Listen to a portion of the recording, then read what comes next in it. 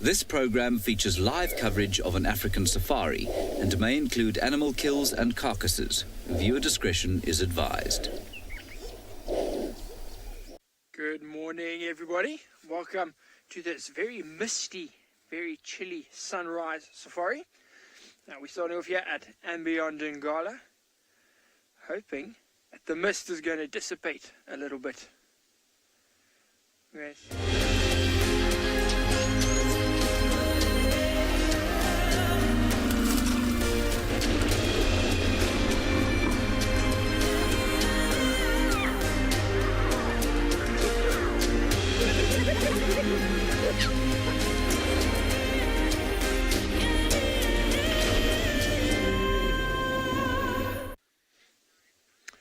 Okay, so this morning you are going to be starting off here again at andBeyond in Ngala, where you'll be stuck with myself, Sean, and we've got the OD behind the camera. There he is. Now our plan for the morning, what I'm wanting to do is see if we can find pretty much any animal. See if we can catch anything coming towards us in the mist. You know, be it a giraffe, an elephant, maybe a lion, or buffaloes. And that's our plan. Where we are heading is down towards where Rowan left the lions yesterday. And we're wanting to head down there. I just want to get an idea where the lions are. In this sort of weather now, this mistiness, this hazy view that we have, means the lions, very good chance they were hunting. This is good hunting conditions for them. So I want to see if they were successful, if they caught anything, and then what we'll do is see what they're doing, see what they're up to. If they're doing cool stuff, for sure we'll stay. If not, then carry on and see if we can find some leopards.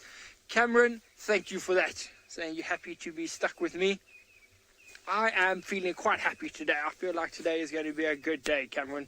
So I'm in a good mood, and I'll happily take you along. They're probably not going to let me keep you for the whole 3 hours, but I'll take you along for the first 15 minutes.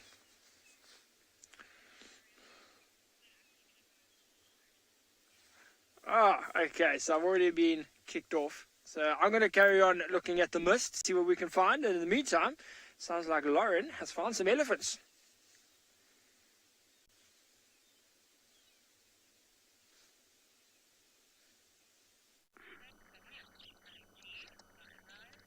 Good morning, everyone. Yes, I have been surrounded by a herd of elephants having their breakfast. The sun is slowly starting to show itself here in Djuma Game Reserve, and it's breakfast time. My name is Lauren, and I do have Davy on camera today, and it's a chilly 10 degrees Celsius and 50 degrees Fahrenheit. So we've got some elephants behind us, some elephants to the side of us. What a wonderful way to start the morning. We actually had a herd of elephants last night on this exact road. I don't imagine it's the same herd, though, as they walk great distances throughout the night. Hello, little one. Hi. Doesn't quite know what to do.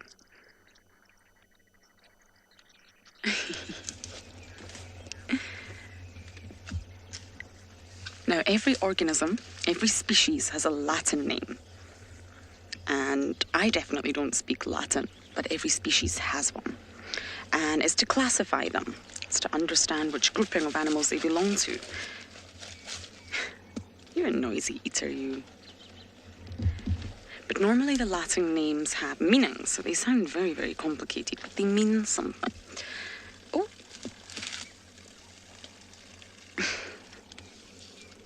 Excuse you. An elephant's Latin name, African elephant's Latin name is Loxodonta africana. And what this means, in English, what it translates to is the big teeth of Africa. And they don't necessarily have big teeth inside their mouth. They're definitely bigger than ours. But what it's referring to, and Davy's giving you the perfect view, is the tusks. Most elephants, not all, have tusks. And believe it or not, they're just teeth. They are just modified, elongated incisors. We also have incisors, but they're definitely not as large as an elephant's. So although some elephants get poached for their tusks for ivory, all it is an elongated incisor that's been modified. It starts roughly under the eye and then of course comes out next to the trunk, and they get bigger and bigger as the elephant grows. And that's why they're called Loxodonta africana, the big teeth of Africa, because it's just teeth. They say that a third of the tusk is actually hidden inside, embedded in the elephant's head. You can actually see that just by looking at this elephant, where the tusk starts.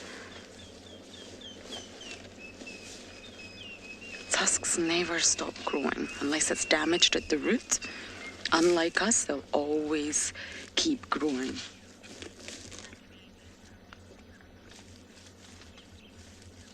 Now, don't forget to send in your questions, everybody. We want to hear from you.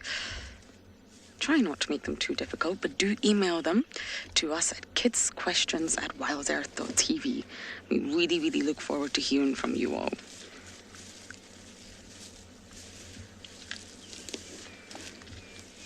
Now, I don't know how easy this is to see, but with this elephant, this youngster here, it's a young girl, I think, her tusk on the left, the one that's closest to us, is bigger, marginally bigger. And this is because, just like us, elephants show preference to one side of their body. So I'm right-handed. Some of you may be left-handed. Some of you may be ambidextrous. But normally, there's a preference for one side. Same with elephants. So they will have one tusk that they prefer to use. And we actually call this the master tusk. Now, the master tusk is normally the shorter one. So on this Ellie, this female, she is right-handed, I think. Her master tusk is on the right because it's shorter. And what that means is she's using it more. She's using it to pull bark off trees or dig into the ground. Whatever it is that she's eating or feeding or playing with, she's using her right tusk. Hello, girl.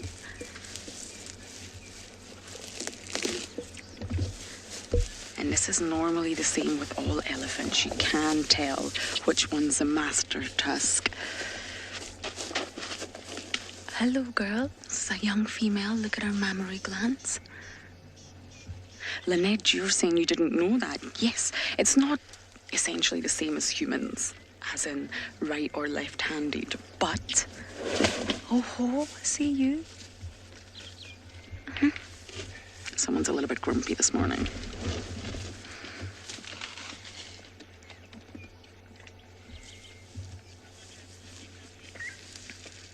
She's just shown us that she's here and she sees us. But we know that she's there and we know that she sees us, so don't worry. That wasn't overly aggressive, that was just a head shake. Elephants love a head shake. But yes, Lynette, they show preference to one side of their body. So normally we see they're right-tusked or left-tusked. Okay, I think we're going to bumble on a little bit forward because somewhere in the distance, lions are calling.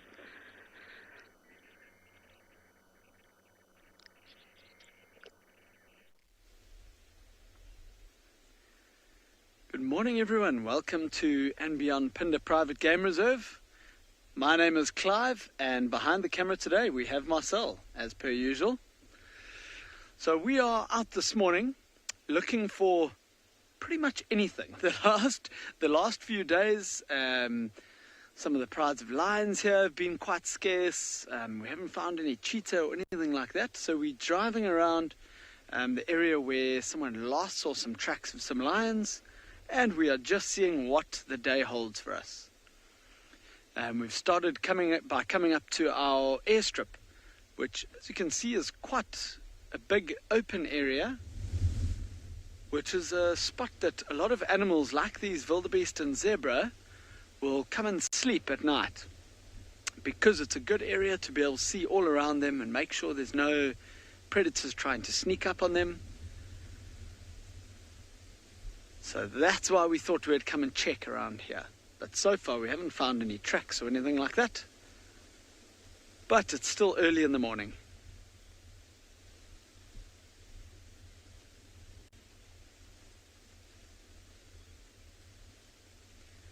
Morning, Josh. That's a very good question, actually. If other animals will migrate, like Wildebeest.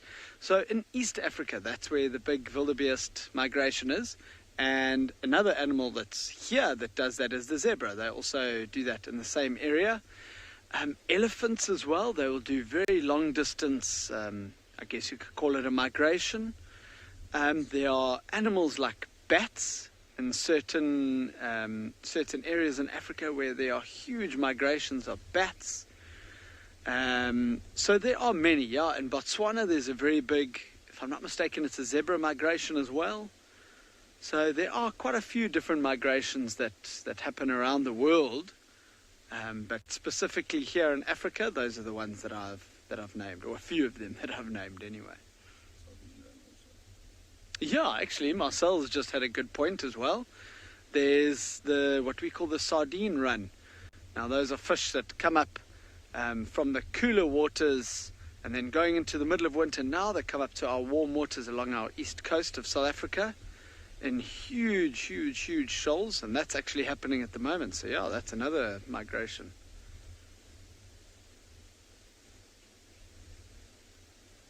So the sun isn't even up yet, hasn't even risen, and it's still quite nice and nippy. And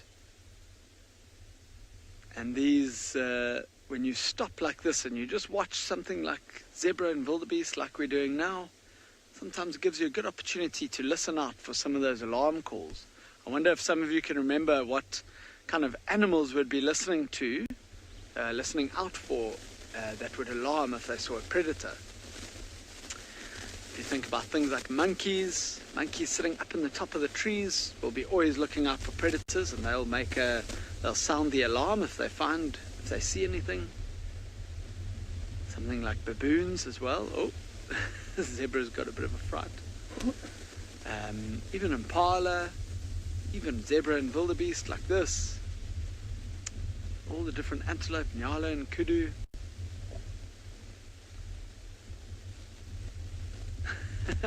Yeah, have a look at that wildebeest in the middle. He's got some grass hanging out of his mouth.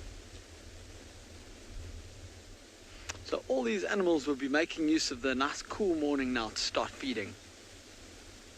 Most of this herd of wildebeest have moved off to the right and looking for a good place to start feeding this morning. Anyway, I think let's carry on. Let's carry on driving here.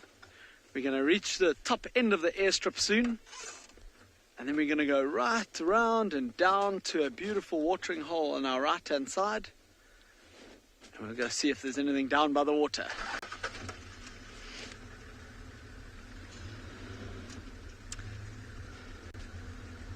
Now, I wonder how many of you would like to see some giraffe this morning. As we head down the hill on the right-hand side here, comes out to quite a big open grassland, but with dotted trees around, even up here. So it turns out to be quite a good area.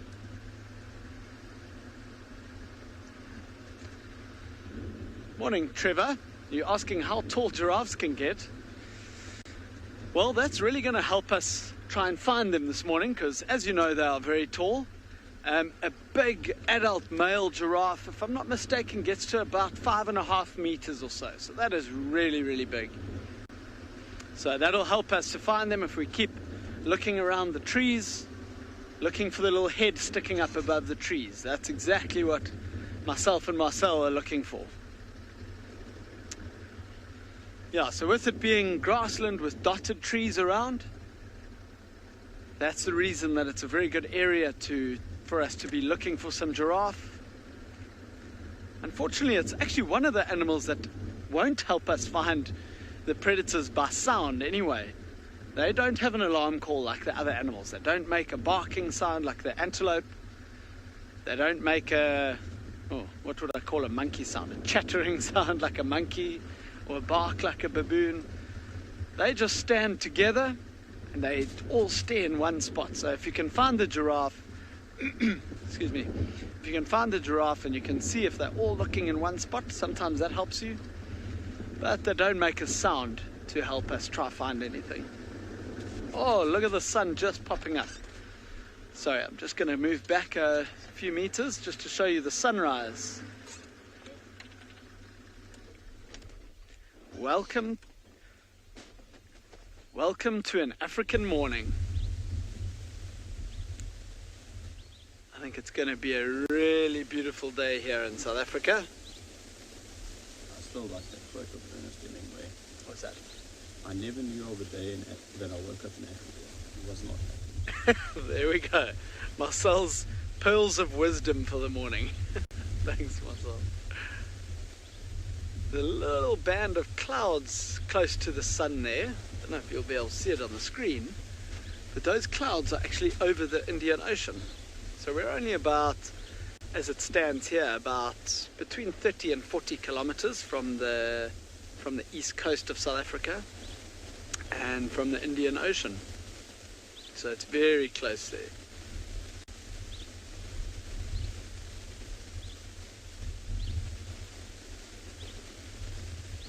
But there's definitely worse ways to start out a day than this, aren't there?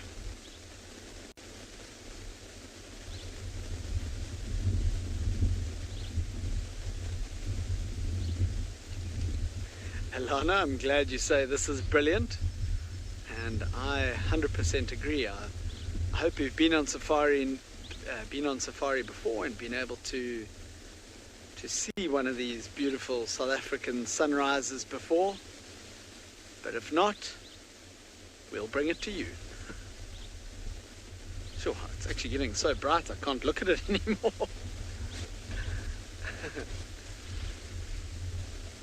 All right, now the sun is completely up above the land and even the clouds. Again, we're going to carry on.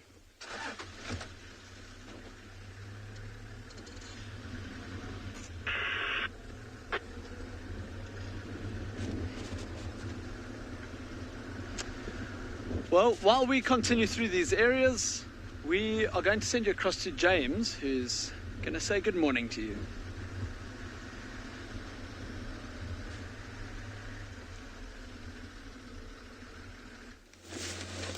Good morning, everybody.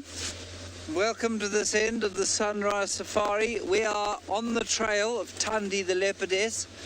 She walked all over the routes that I drove yesterday.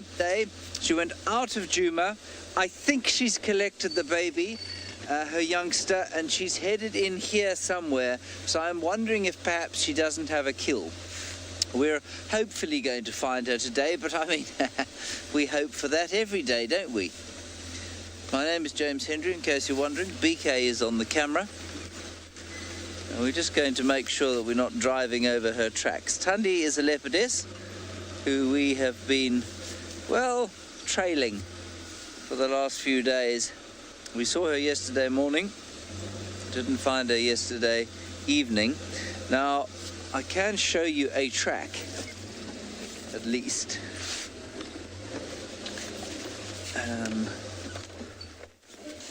My blanket off. Yeah. So, this is her from yesterday. Can you see that, BK? You got it. That's the track going out of Djuma. There is another set of tracks coming into Djuma, going this way. I don't think you'll be able to see here. Can you see there? Too close. Anyway, there's another track coming along here.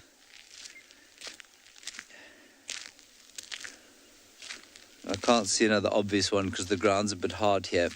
But I saw what I thought was the cub's track further back there. But I can't be 100% sure that the cub is with her. But I think it's likely. And I think what's happened is that she's killed something and she's gone to fetch him and has brought him back this way. I could be wrong. It certainly wouldn't be the first time. The more I try and put myself into the shoes of a leopard, the less I seem to be able to fit into them. Anyway, that is the story this end. It is a pretty chilly morning, but I think it's going to be a lovely day once the sun finally deigns to get out of bed and do some warming up of the place. So that's the story as it sits here on the eastern fringes of Djuma.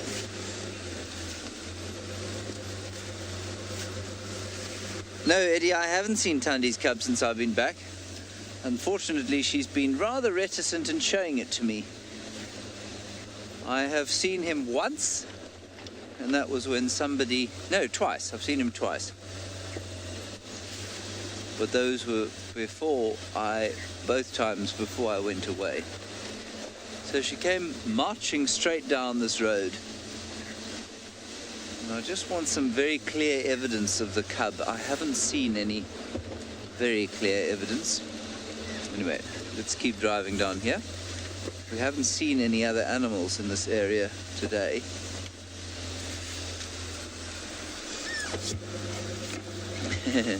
Sai, well, my plea is the same as yours. Please, please, please, can we see Tandi and her cub today? I do hope that we can see Tandi and her cub today. Surely it must eventually be allowed, eventually be granted to us. I came driving up this road this morning and I didn't see any tracks because I wasn't even looking. I thought, no, she can't possibly have come back this way. Ah, no, she's gone off the road already. She's not on the road here. So somewhere in this block she has disappeared, right or left of us. I suspect to the left. Most irksome indeed. BKK, she could be sitting, inches from us. This block is not an easy one to get into. Anyway, that is the state of things at the moment. I think what we'll do is we'll drive around, we'll sort of circle the block, see if the tracks pop out, and if they don't, maybe I'll do a little walk in there and see what's going on. I mean, yesterday we were following tracks and she was found nowhere near where we had the tracks. So, I'm not going to give any guarantees here.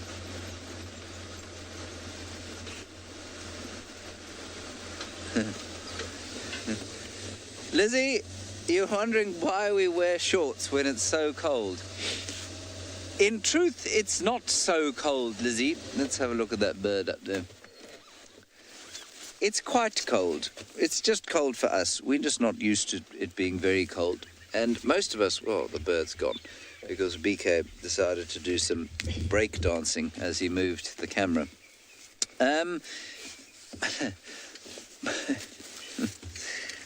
Most of us just don't like the feeling of wearing longs for some reason. I don't know why. That's why I don't. I just don't like the feeling of it. So I don't wear longs. And it's going to warm up. If I knew it was going to stay cold the whole day, then maybe I would put on some long pants. But I just don't like the feeling. And, it doesn't get cold here like it does properly in parts of the northern hemisphere. So when we say it's cold, yeah, it's cold for us, but it's really not that cold. And remember also that while it's important to keep your legs warmish, it's much more important to keep the top half of your body warm. All right, let's go north to Ngala and beyond Ngala on the banks of the great Timbavati River and see what Sean is wearing.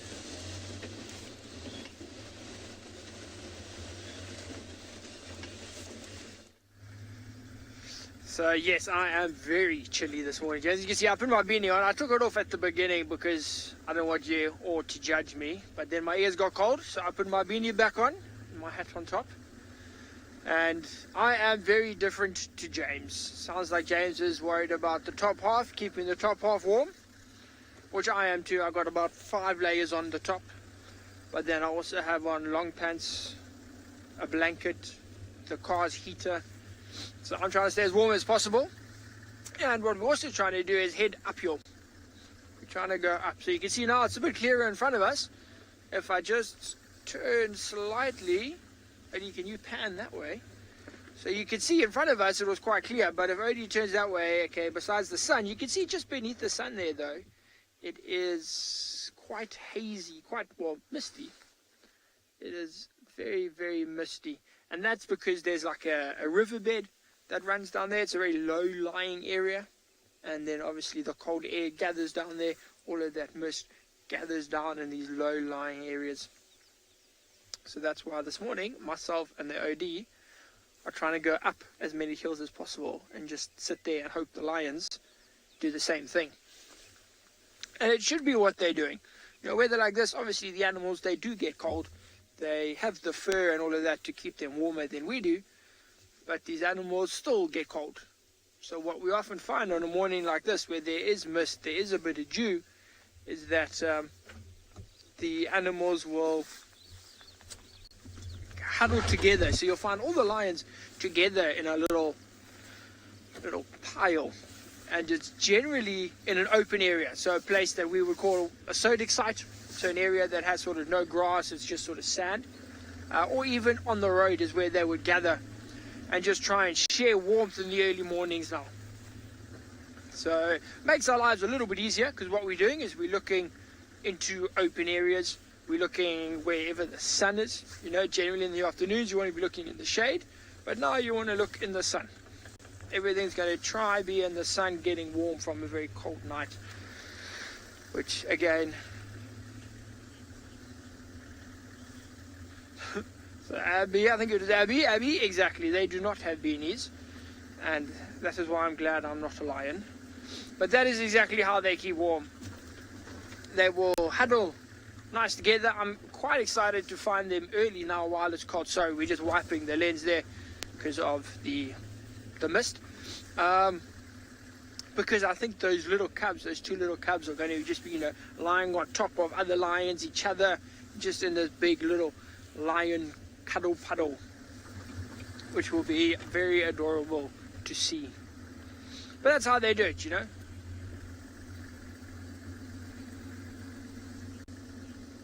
Okay, so while we look for our lion cuddle puddle, what we're going to do is send you across to Taylor at the Brightlands.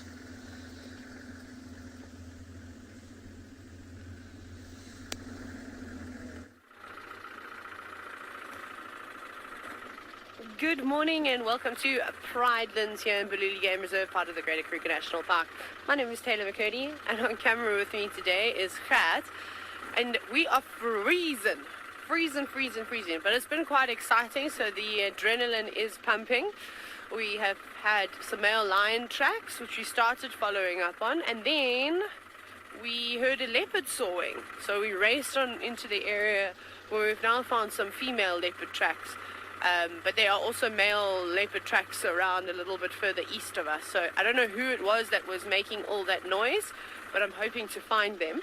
And now we've just got like a whole bunch of buffalo tracks and dung in the road from last night. Oi, there's a daker. I don't know if we're going to see it. It just bounced out of the grass. Let's see if I can find a gap. So we could bump into either a leopard or buffalo. And I'm not going to be able to show you a daker, which is a small antelope, because it has now disappeared into the tall grass.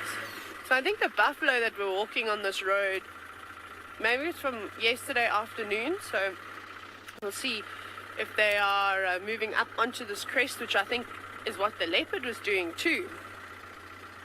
And maybe those buffalo are going to go down towards Leopard Dam to have a drink. We're going to have some very hot days. Oh, never mind, elephants. Don't worry, it's fine. We got this under control today. Hello, elephants. Stress reliever. I'm going to go up just a little bit closer. But you can see the elephants there, just up ahead. It's a whole breeding herd. Fantastic. Or wondermus, which is a new word that has been created. It's a WildEarth word. It's marvelous and wonderful all put together. So please start using it. I can't take any credit with it. I didn't come up with that word. And I do apologize if you do see a cloth come across your screen every now and then. That's, of course, Gat. And he has to wipe the fog off of the lens. Now you can see. Otherwise, Yes, it's just that cold this morning. But there we go. We have some elephants just breaking down the bushes, and this is actually giving us a good moment to just sit and listen, because I would like to hear either impala alarming fairly close by or some go-away birds shouting furiously, because that might point us in the direction of a leopard, because I would like to see one today, or a lion. Actually, I just want to see all the animals today. But it's not a bad way to start. I'm finding my favorite animal. I think that elephant's got the right idea. Got its bottom facing the sun, warming up that big surface area. I wish I could do the same thing. It would be great. I'd sit up on a tree though. I think I'd behave like a bird rather than maybe an elephant and try and warm up.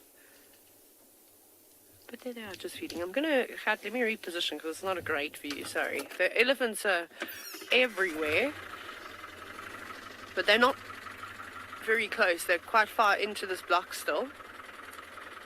So I think this could be, I don't actually know which breeding herd it is. We'll have to see some more members.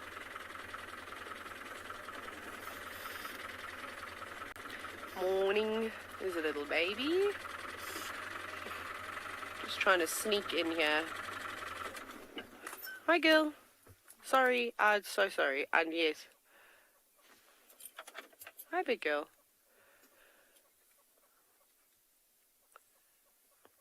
Hello, big girl. Be nice. Ted's son, who is only 10 years old, you're wondering if elephants get toothache. Shall we ask this elephant? Excuse me, miss. Do you ever get toothache?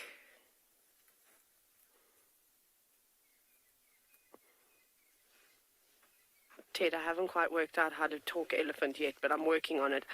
I think sometimes they must get toothache. Maybe. But I'm not really sure if they do. I'm sure if they break their tusks, so those big white things that are hanging off their faces, those are also teeth. They're just used in a different way. I'm sure that must be very painful. I'm sure it must be sore. Oh, hello. But whether or not they get toothache, I'm uncertain, I'm afraid. But if they do get toothache, you know what they can do, Ted? They can go and eat on a tree called a tamboti, and that might help with a toothache. That's what what a local tradition to do is, if you do have a bit of toothache, you take the milky latex from a tree called the tamboti tree. It's actually quite poisonous, and you can put it on and it will give you some temporary relief. But you don't want to do it all the time because it will eventually kill the nerves and your teeth will fall out. So, use it sparingly. But there they all go. It's actually quite nice with the fog on the lens this morning. It gives this mysterious look to everything. It's very eerie, especially with the golden light as well. I'm sure you'll all agree. I was joking earlier. It looks like we've got a radial filter on everything. That's what we shall do. Shall we shoot freehand? Not freehand. Why am I hungry so early in the morning? Freehand. And do the Blair Witches project today. I don't know. We'll try and see how it goes. But with elephants. So from these elephants, because they are actually moving onto the top of the crest, and then they're going to sort of probably make their way down the hill. But there's this huge rocky ridge that I constantly keep talking about. And I think that if I was a leopard, I would climb up onto some of these rocks and maybe reach for the top of the sun. So I think that's what we're actually going to do. I think let's move off, just because we were very focused on finding a leopard. And there's a couple of rocky little outcrops that are nice and open that we can see from the road. And I just want to see if there is a leopard sitting up on top of there. Because that mother with the 2 cubs, the pixie pan female, she brought her cubs back into this area. She normally stashes them along here. And every single time we come past here, we say we're going to see a leopard. Are we? What is that? That thing up there doesn't look like something I've seen before. No, but it's a rock. It's always been there. Okay, so we'll just go around the bend and then I'll show you exactly what I'm talking about. These little rocky outcrops. Oh, the elephants are all moving through here. They might even chase the leopard out for us. So if we have a look up top there, I'm also going to get my binoculars because I want to scan some of the sections of the rock. See if I can see anything. So you see, that's the perfect spot there. Look at all those little caves in between the rocks. That would be the perfect spot to hide young leopard cubs while mom goes off hunting. And this entire ridge, I don't even know how many kilometers in length it is, but it's a huge section. And then, of course, it's the first place to catch the warm rays in the morning. So I think actually on the northern side of this ridge, or just on the other side, would be the best spot, because here towards the back it doesn't get too much sun, or it gets sun later. So that's the plan, is to just drive around here and to check all these rocky crevices, and hopefully we can relocate the pixie pan female. But Shimungwe, who is also a male leopard that we've seen before, he was seen very briefly yesterday morning, but like so briefly. He tried to catch a warthog. I found that out last night. So he's around as well. So they're on his tracks. Norman, who found the pixie pan female, is actually tracking the male leopard as we speak. So fingers crossed that he is going to help us out, and I'll entertain you with other things, and then he can come and call us when he's found him. He's a brilliant tracker. But this is the section that I really... Oh, giraffe! This is the new Marula Lane. Hey? I can't find you a leopard, but I can drive into everything else. We'll have a look at the giraffe quickly as well. Giraffe, find us a leopard, please. It's checking behind me on that ridge. So we're coming into the area where this leopard, she just lives around here. Stop moving, giraffe. Okay, almost ready. I've got to get ahead of him because he's going quickly. Oh, we're going to have a silhouetted giraffe. I'm getting you the second gap. Boop. Oh, sorry, did I park you in the trees? Kelly, yes, you're absolutely correct. That elephant was lifting its trunk up to wave at all the other animals. It's very important. It's something that I do even at the ripe old age of 27, is you must wave at the animals or to the animals when you drive past. You have to be friendly. Otherwise, Kelly, they're just going to hide away from you. So yes, but the other thing that elephant could have been doing is, as it was waving and saying, good morning Taylor and Khat and everybody else, was it might have been smelling the air too. Because remember, the trunk is an extension of the nose, so they use that to smell things. So elephants rely on their sense of smell quite a bit, and maybe they were just uncertain about something. Ah, look how gorgeous that is. So there goes a giraffe and some birds. Sure, this road is full of animals, but our giraffe is about to disappear now. You can see he's getting tangled in all the trees. We're going to continue searching this basalt ridge to look for the leopard, and hopefully we'll find her.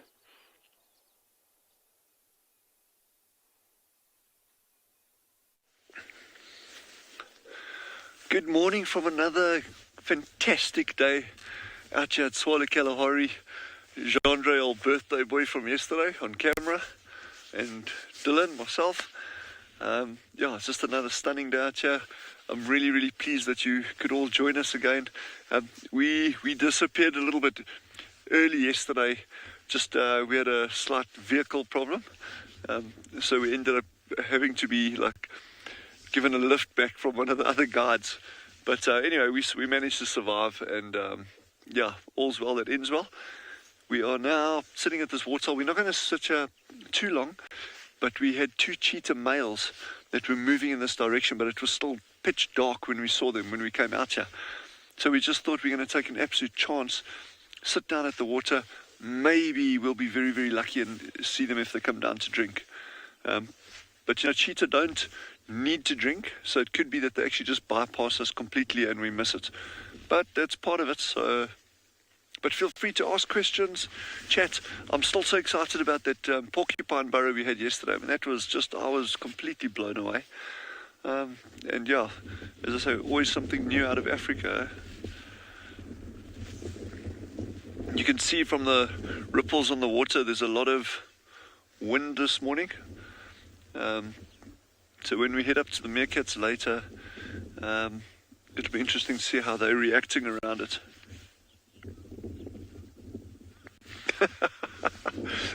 Rayon has just commented, you guys have a vehicle, but you're always sitting down.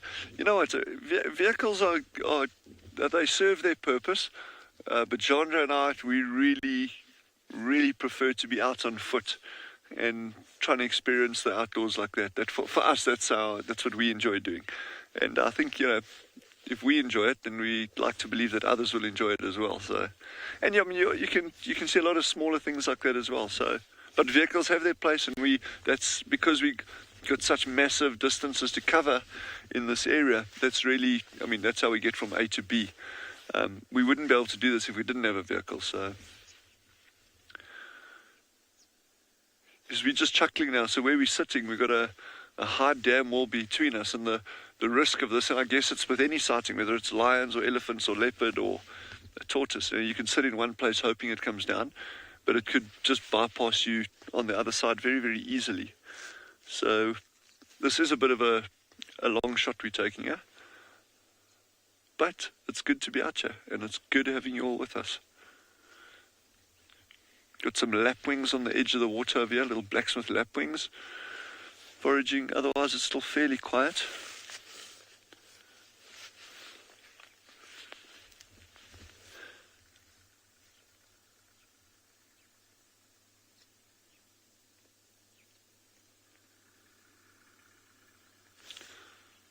Yeah. No, this is a spectacularly beautiful morning out here, and we get really, really spoiled because it's, every morning, doesn't matter how hot it is or how cold it is or how windy it is, every morning is special and every morning is beautiful, and it's, for us, it's just such a privilege being able to share it with all of you. So we're just going to sit here a little bit longer and see if anything comes down.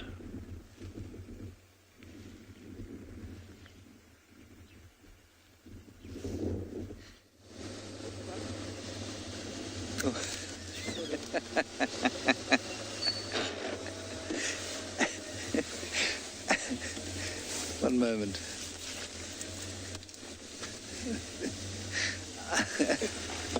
I don't think I've ever been quite so close to a waterbuck before. He was so absolutely gobsmacked that I hadn't seen him. I was staring into the sun, trying to see if I could get a picture of Thandi, or where she'd gone, and I must have been 3 inches from this waterbuck when we drove past him. And all I heard from BK, who was polite to a fault, was Malu, which means uncle. Anyway, 3 waterbuck bulls. The tracks I haven't seen further sign of, so we've come back to where she came out of Torchwood, which is the reserve east of Djuma, and we're going to see quickly if we can find tracks of the cub so we can confirm precisely whether or not she's brought the cub back to Djuma or whether she's just gone hunting again as she has done for the past 3 days.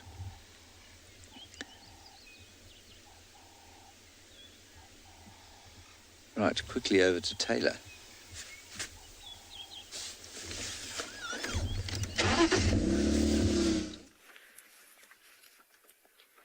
Okay, we did have something exciting, but now we need to look behind all the trees because we found the impala female, the impala ewe with horns. Where are you?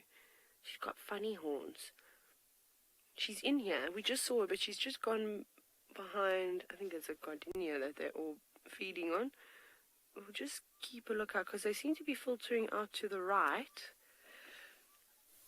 I'm going to, you know what I'm going to do? Please, you have to excuse me for 2 seconds because I'm going to look with my binoculars because I can't actually see all of them at once. If I can get an idea of where they are or where she is, this would be very helpful.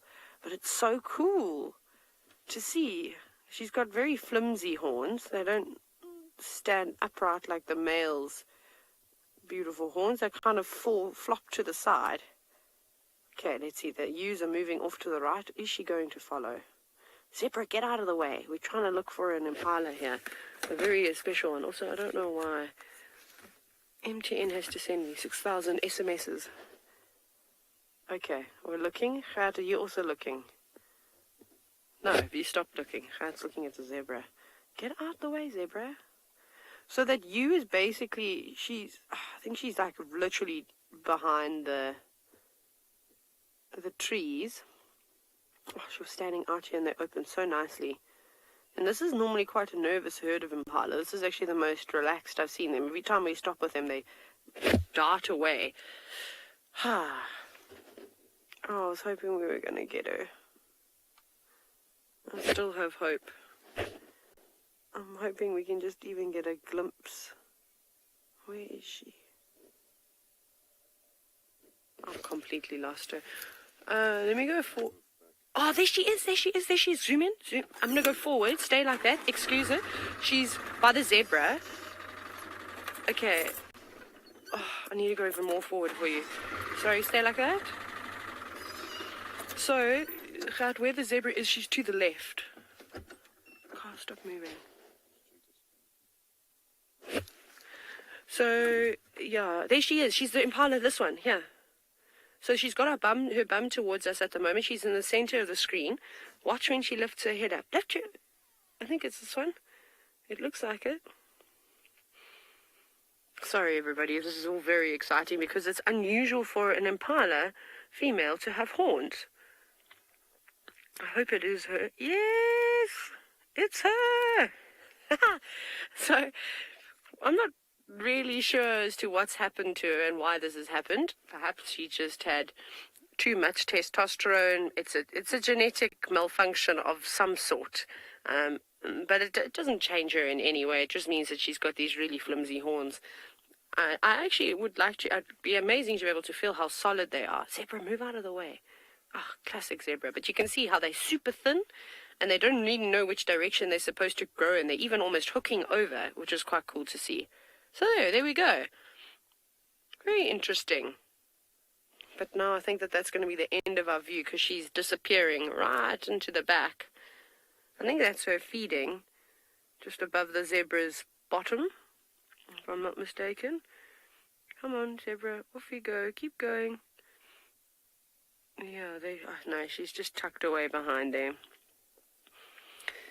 Ellie, yes, unicorn is a good name, except she's got two horns. So I don't know what we would call her. But it was really nice to see. Aha! Finally. Goodness gracious, I've been talking about her for so long. Hopefully I have not disappointed you, and you were expecting like a unbelievable display of horns. But no. But I don't think she'll pass that down. I don't think it's a recessive gene of any sorts. I literally just think something, just whether it's a hormone imbalance or some kind of genetic mutation that has happened. But I don't think she'll pass that trait on to her offspring. Very interesting. You can see all the impala. I'm just very happy though. Mayo, I'm glad that you think it's cool. It was very cool, even though just a quick glimpse.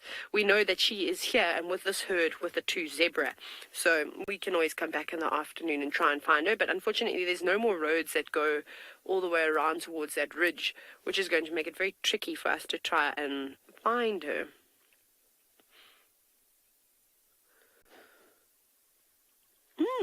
Charlotte, that's a great question. And you know, seeing female impala with horns is not very common. It's not unheard of. It actually has happened in many different places, even in the Sabi sand. And I'm sure we always just overlook them. So I can't see why the males wouldn't mate with her, because if she goes into estrus, she's still going to give off the same scent that drives the boys crazy and drives them to mate with the female. So I think they would, but I'm not sure. I'm really not sure. But very interesting nonetheless, though. No, she's not coming out again. Maybe. I'm sure she was there on the right. She sort of just moved just out of view. She could be that one with the bottom facing us now.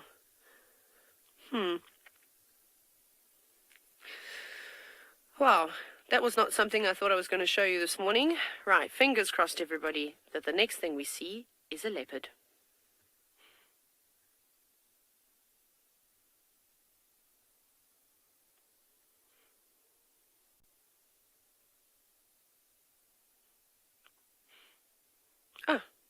Right. Sorry, it seems as though we're just having some issues everywhere else, so you're going to stay with me. It looks like that is I want to keep calling her a name. I can't call her that. The one with the rump, that one that's facing us. She's the one just behind it. There we go. You can just see her bum, unfortunately. But that is her. Oh, that one looks like she'd be feeding on a dwarf bush cherry. That impala's feeding on a very small shrub. Looks like a dwarf bush cherry. Not a plant that we see all the time. I haven't done too many plants with you. It's a pity that we weren't here in summer because, oh my goodness, it's amazing. But I will definitely try and do some more because I want to go climbing up on this basalt ridge that runs through here because I want to see which species of aloe is growing there, and I'm sure there'll be some other really cool plants growing in between the crevices of the rocks that maybe I haven't seen before or seen for a very long time.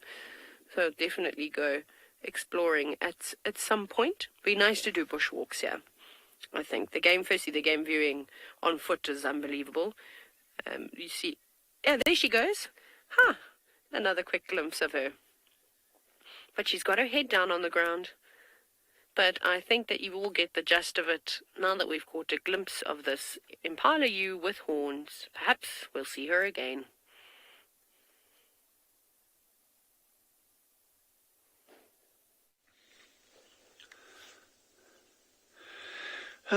So not so much joy on the cheetah, unfortunately, but we have something else quite interesting here that Jean-Andre has noticed, and it's pretty cool.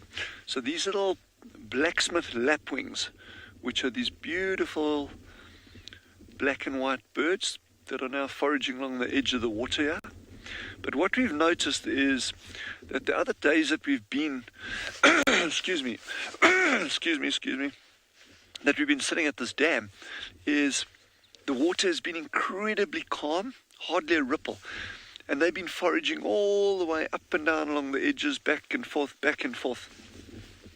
And today it's quite interesting because we've got a strong breeze pushing out of the north, and they're all foraging on the southern end of this dam. So what we're thinking here is that all these little prey items that they're going for, all these little pond skaters, are actually being blown right onto the southern edge of the dam now. So it's actually, again, there's another pun there. It's a bit of a windfall for them because, the wind is just pushing all these little insects into one quarter over here. So it's making their foraging super, super, super easy with minimal energy expenditure. And we were chatting about the meerkats the other day.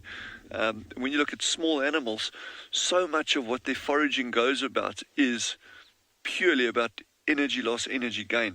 So if you can forage and lose as little energy while you're doing it, that is optimal. Obviously assuming that you're actually getting food items. And so I think this morning these lapwings are scoring the whole way.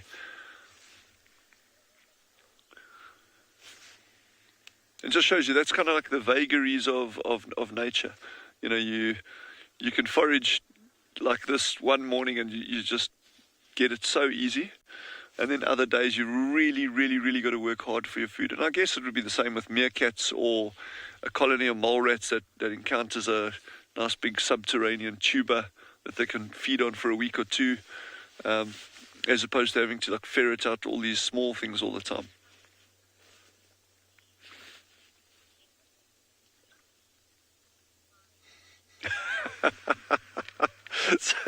So Rory Kiki says this makes catching breakfast a breeze. Very good, very, very good. I love those play on words, very, very witty.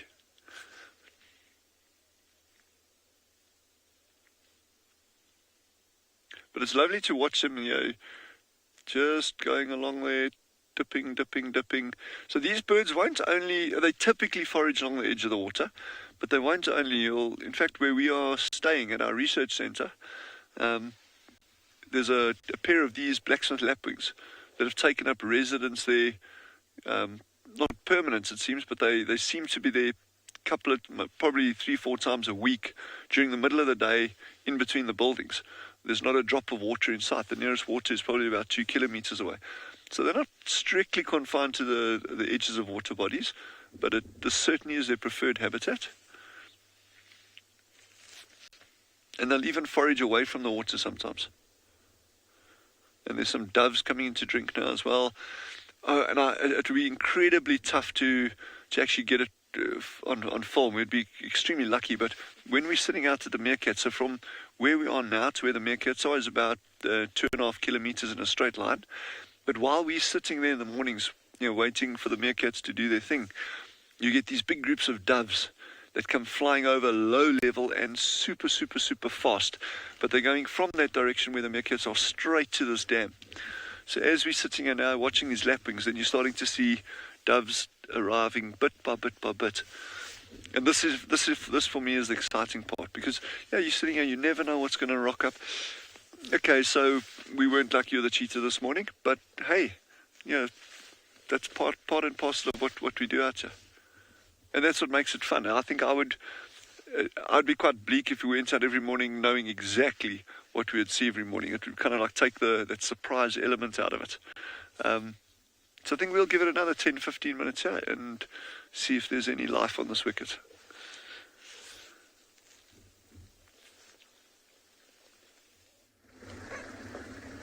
Okay, so we've had some developments on our side. We have found the tracks of the lions. So the tracks head sort of straight up this road. So what we've done is essentially a big U.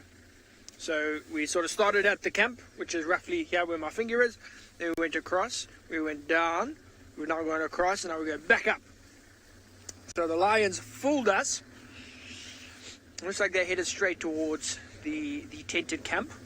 And I don't think they made it that far, because we did drive the road there and we didn't see any tracks. Although, when we left this morning it was dark and misty, so we could have missed them.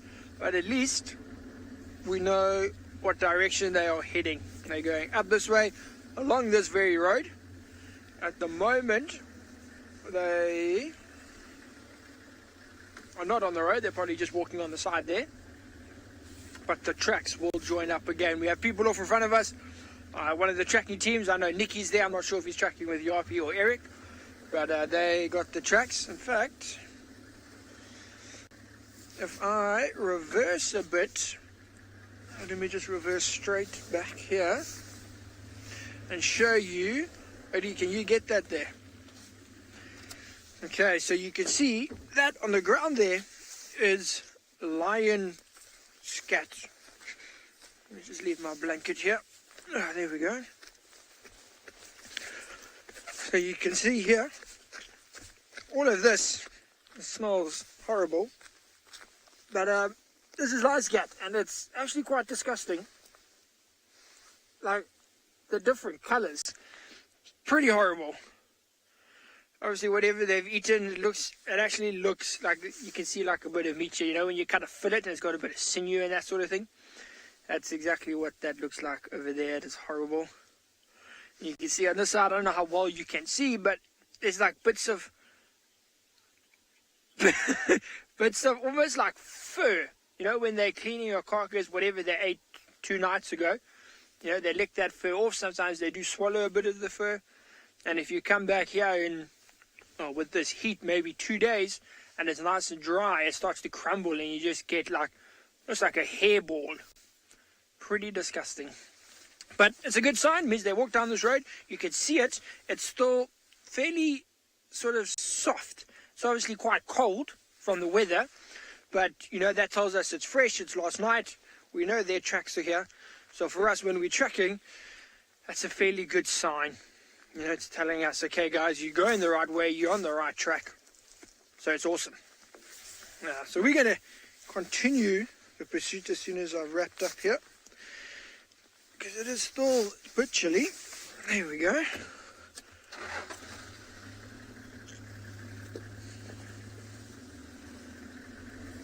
Okay, so it seems like the kit session is over, but everyone, you can now all send your questions to us. Just remember to do that. You want to go hashtag WildEarth on the Twitter feed, and then at FC on YouTube. And please do send your questions. Please do send your questions. It's nice to see how you think and what you want to know about, so we can streamline our drives a bit more for you, or at least I can. Show how beautiful that is. Stunning. Okay, what we're going to do though, try not to admire the sunrise for too long. See if we can find these lions.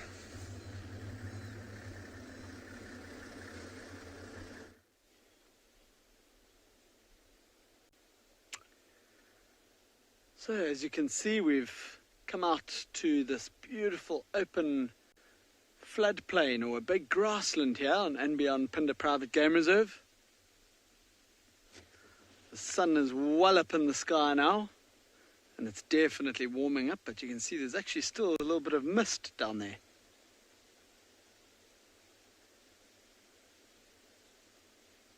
So we've been scanning from up on this great lookout point here, and there's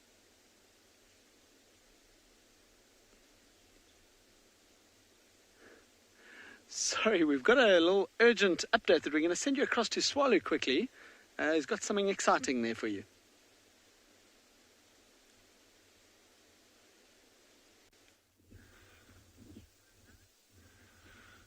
We've just been spotted.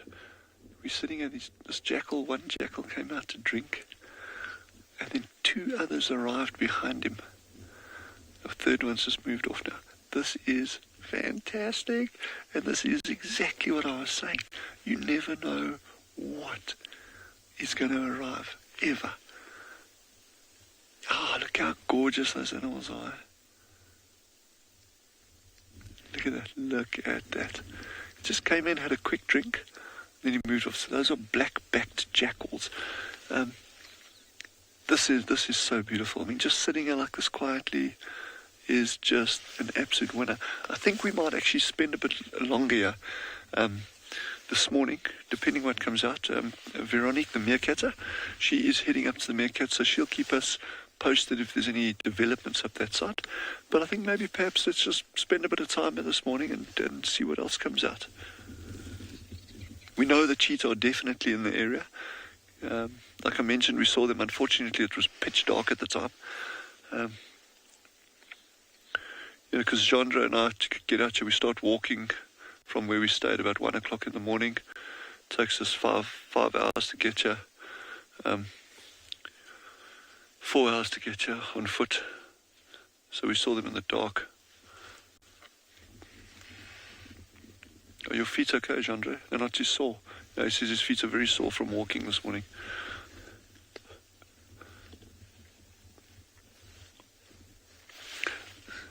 It's good seeing you all. Well, kind of like through here. But it's...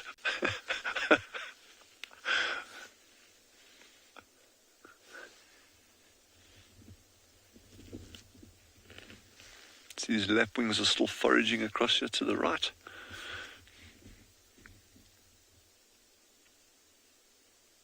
But if those jackals came out, anything could come out.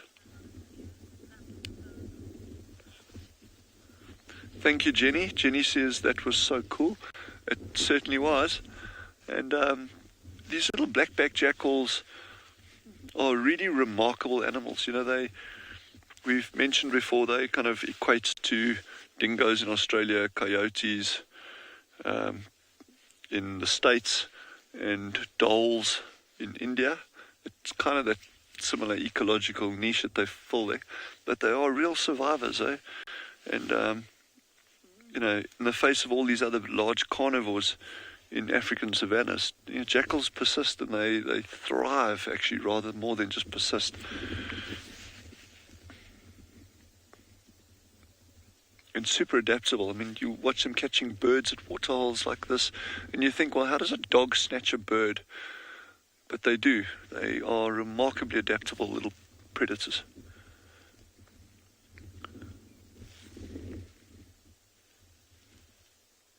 And if any of you are wondering, we don't have crocodiles and things in these areas. So some of the other reserves that we're at have got crocodiles and hippos. We don't have those here.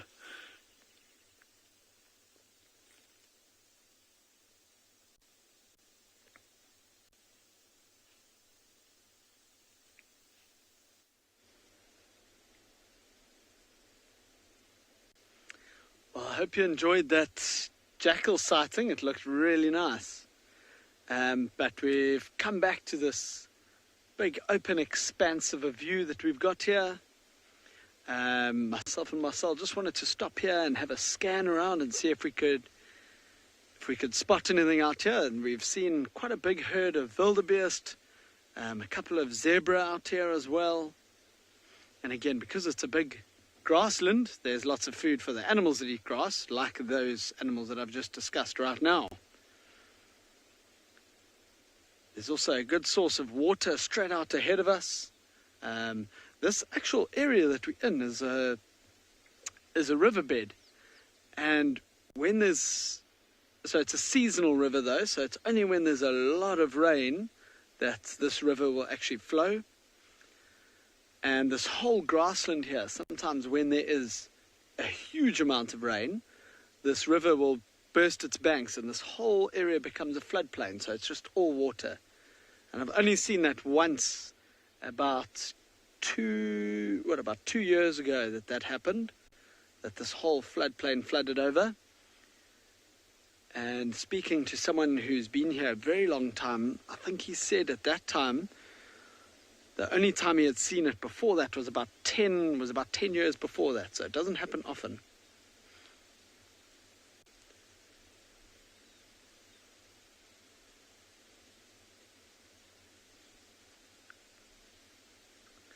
Felix, you're wondering if these animals sometimes go to the ocean? No, this area that we're in here, they've got everything they need. They've got water and grass. There could be some of the smaller animals maybe that go through fences, and because between us and the sea there's a couple of communities, there's a lot of people that live around there, but there could be animals, even things like leopard, that are so sneaky with how they move. Even them, they'll be able to move through human settlements without even being seen. And there'll be a couple of smaller animals. I know out there a lot of like porcupine and things like that get seen. So there might be a few, but the bulk of the bigger animals will stay here.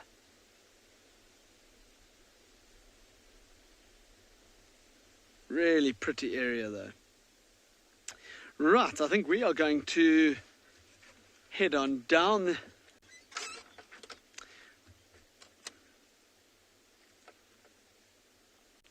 We're going to just move down this steep little hill here. Going to have to change gears. And for now, we're going to send you across to Taylor, who has some lions.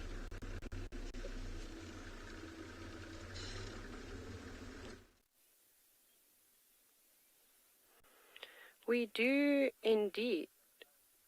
We are just watching a lion. I know it's quite difficult to see as he's quite camouflaged in the grass. So we did pick up on lion tracks. We just had one set going towards Leopard Dam, but they were moving east.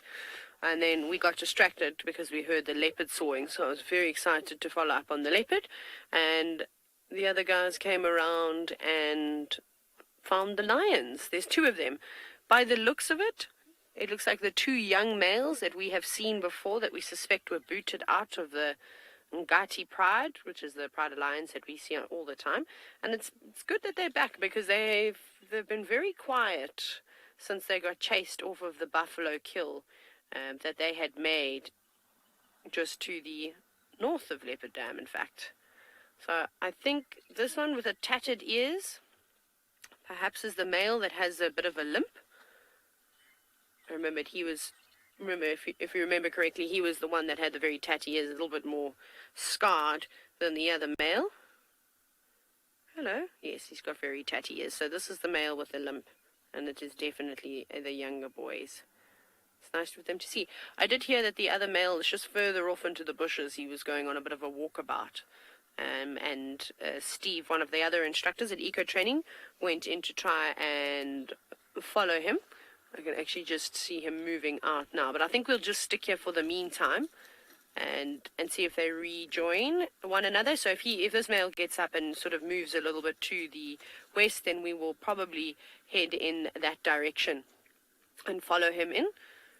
I don't think that they'll get up to too much today. I think that they'll probably just sit here and rest up in the shade. Nice trees, some rocks that they can lie between. very cozy camouflage spot. And they'd be sitting in an sort of animal highway, a sort of hot spot where animals are constantly coming through and passing by this area. Beverly, they are handsome males. They definitely have a look about them. But they've been given a bit of a hiding by the two older males that we got to spend a bit of time with. So they're very jumpy. They're very nervous. So we're exceptionally far away. Like I said, I don't really want to go and move them around too much, just because I know what their behavior can be like. And I don't blame them. I really don't. I'd be terrified too if two big male lions chased me around and maybe swatted me with their paws. So I think that we will give them their room, but it's just good to see that they're around, because honestly, we had no idea where they went. We thought that they pushed into Jajani, which is a property just north of us. We don't have access to traverse there, and that would have been the easiest escape route. And then I also don't know where the two big males have gone. They kind of just vanished off to the east. They might be sitting with the rest of the lionesses, just maybe showing their presence to make sure they keep these young boys away, because they keep trying to rejoin the pride, but they've obviously been told they're not allowed to do that anymore. They're of age. They must go away and go live somewhere else. That's what the other male lions are saying. That was me putting it in polite terms as acceptable. What's you gonna do? Oh, he's getting up. Oh, still got a very bad limp. Sorry, boy. He's got an injury on his paw. Ray, it's so tough, hey? You know, your eyes just becomes trained to look for things that don't belong. So ears sticking out of the grass. I can't really describe it to you. It just sort of happens after years and years of spending time in the bush. See, the way that lion is going, I can't follow him through there. Also, I don't want to push him too much because he's hobbling along as is. So I don't know what this sort of setup looked like when the other guides first arrived. They might have been laying a little bit out in the open, or they could have seen the second male that is here. He just, he was just moving. So maybe they caught that sort of silhouette moving through. Okay, I don't think we're going to go in here. I just feel like I know, sorry, I'm making all sorts of sounds this morning. I just feel like I know what these lions are like, and I don't want to put too much pressure on them. So I think we might even leave them and just let them be, and hopefully they come out. But I'm glad we got to see them. Again, we've got the sunset safari. They most definitely go have a drink. Maybe they'll head towards another section of the rocky ridge just to the east of us, which is really nice, and it sort of opens up quite a bit. It'd be good. Lots of animals around there. They look like they need a meal. So yeah, that's kind of going to be the plan. But we're just a little bit stuck here at the moment. So I'm deciding where we're going to go from here. So the other reason that I don't want to off-road here is there are a lot of rocks, and I don't want to break the car. I won't do that because I'll get into big trouble. So we won't do any off-roading through here. We'll just let them be for the afternoon, and I'm sure that they'll come out in the afternoon. I did see some elephants walking across and just in the distance, so I think we'll go and follow up on them. Or if you go across to Dylan, who's staring at a watering hole. So we are still waiting here. Since the three little jackals arrived and moved off, we've had no other animals coming down, but the lapwings are still foraging. The breeze seems to be dying down a fraction, so I'm hoping it'll go and settle just now, which will be really, really good. It means the temperature will pick up a bit. There's apparently another cold front moving through our area later today.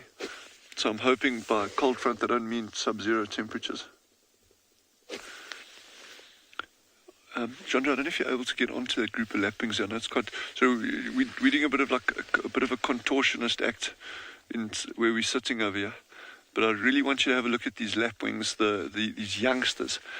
They are extremely pretty birds when they're young. Look at that. So the adult is the one right at the in the middle there now, and there's three youngsters.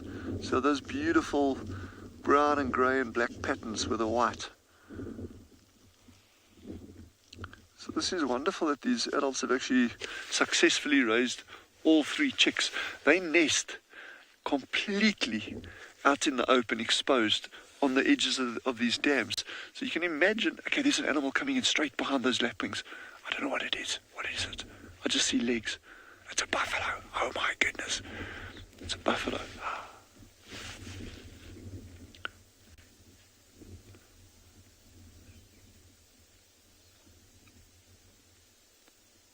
There's a big buffalo bull.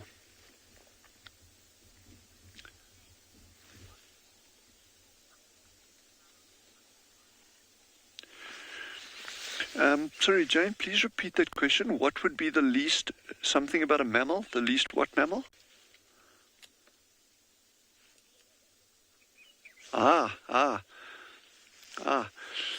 What would be the least water-dependent mammal on Tswalu? Well, if you take something like meerkats, they don't have to drink. I personally have never seen a meerkat drinking. That's not to say they don't drink. The other one is something like a steenbok. I've yet to see a steenbok drink water on Tswalu. Again, I'm not saying they don't, but I've never seen them drink. Cheetah, again, they don't need to drink. But, if that's why we're sitting waiting for these cheetah males, as an example. It's like they will come down if there's water available, they will drink freely, no problem, but they don't need to drink. So a lot of these species would be water independent, but will drink it if it's available. But then, like I say, you get these things like meerkats that I've never seen doing it. Steenbok, I've never seen drinking water. Gemsbok, again, they live in these incredibly arid environments. Those ones that we also call oryx, those beautiful big antelope with the black and white bellies and the facial markings and the straight horns. They don't need to drink water either, but if it's available, they will definitely drink it. So there's lots of degrees here, but I would be putting my money on things like steenbok, meerkats. But then you get animals like mole rats that live underground their entire life. They never, ever come to surface water. And I think, I just want to go on about that question that you just asked there, because it's quite an interesting thing, is we talk about water independence. That is, to our mind, an animal won't come and drink water like this buffalo bull or that jackal earlier. But every single organism on the planet is water dependent. There is nothing that can survive without water in its body. So when we say water independent, we're just literally talking about one animal will not drink water. But those animals that aren't drinking water, like the meerkats and the steenbok and the mole rats, things like that, or cheetahs in very arid areas, they're still getting moisture from their prey. And that is very, very, very important. So good question. That's a lovely question.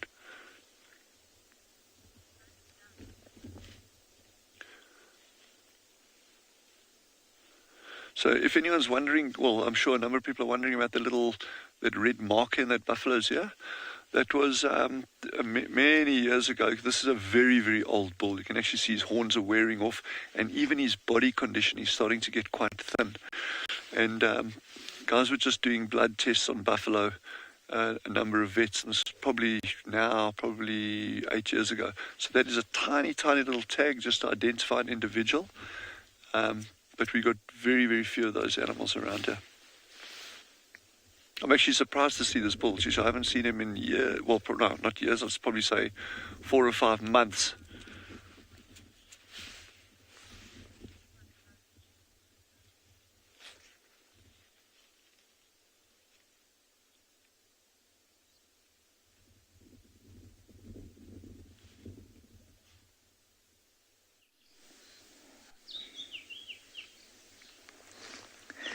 Look at this very sweet little scene.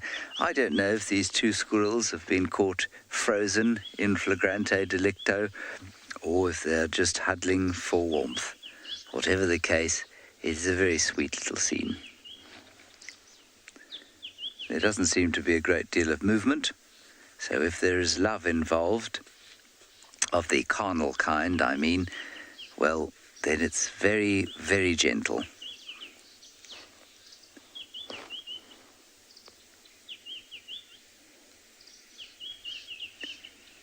Lovely colours of the ebony tree, the green leaves, and of course the gold and copper of the squirrels. The sun slowly starting to warm their worlds, and I will tell you that I have walked and now driven many parts of the area where Tundi's tracks went, and I've come up with nothing. Well, that's not a very unfamiliar story, but we'll keep searching as the morning progresses, stopping for beautiful little scenes like this one. I think I may have to take a photograph of it, BK. So delightfully sweet, is it?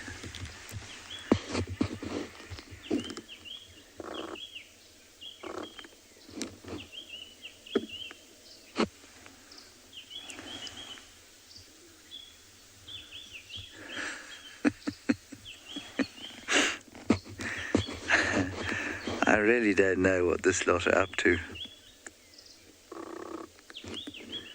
If they are attempting to make other squirrels, it's a very slow and romantic process.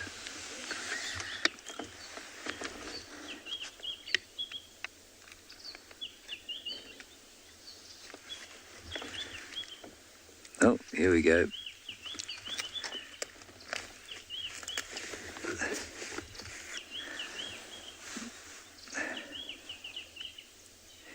Yeah, I don't think that's just huddling. I don't think that's just huddling for warmth. I think that certainly at least one member of this party is keen on, shall we say, some activity that might warm them up.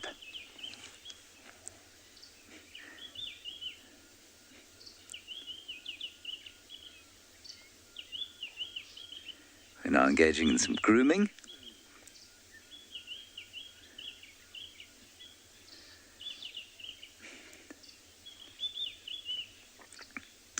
Dylan, squirrels do have a mating season.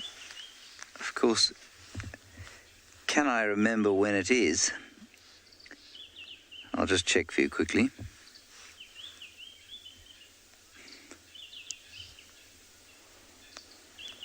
I don't think it's now. I'm pretty sure it's in the summer. Reproduction, January and June. Oh no, males show testicular regression between January and June. So the opposite of mating. Wet summer months, yeah. The young may be born at any time of the year, but a far higher percentage is born during the warm, wet summer months from October to April. There you go. So what we have here, I think, is just a little bit of warming carnal love. Although it's definitely only being expressed in the carnal sense by what one...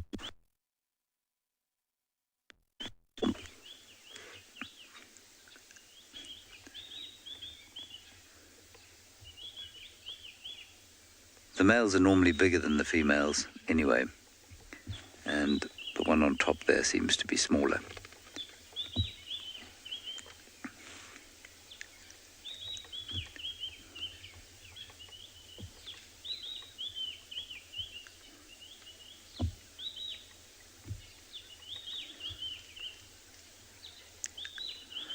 Magnificent little scene. From a tiny little squirrel, let's go to a very large pachyderm.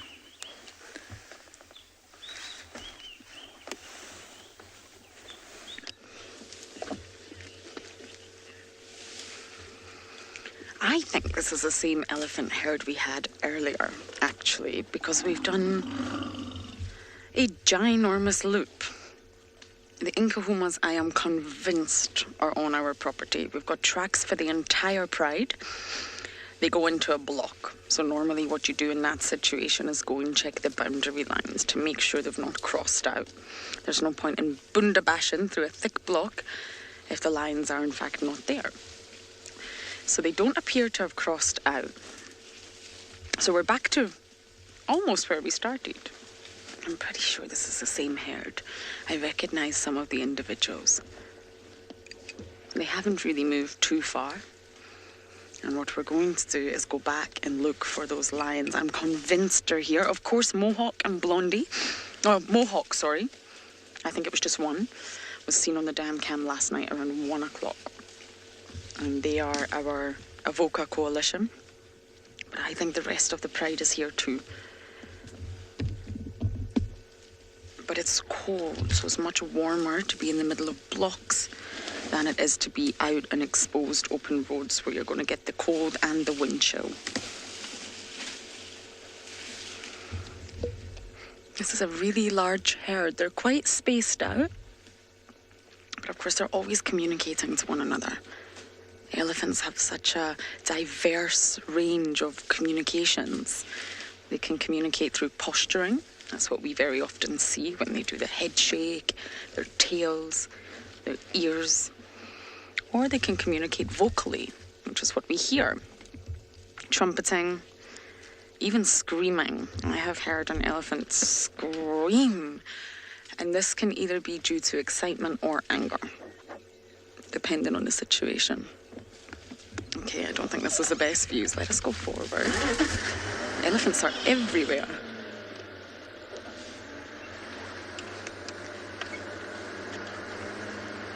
Now, if they continue down this way, that's where the lions are, and the elephants will not be happy with that.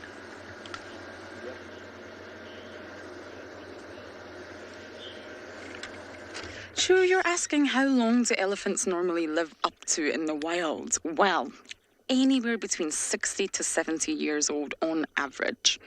And this is due to their molars. They have very, very specialized molars that come in sets. And they're very unique. There's 6 sets of molars that come in at different stages in their lifetime.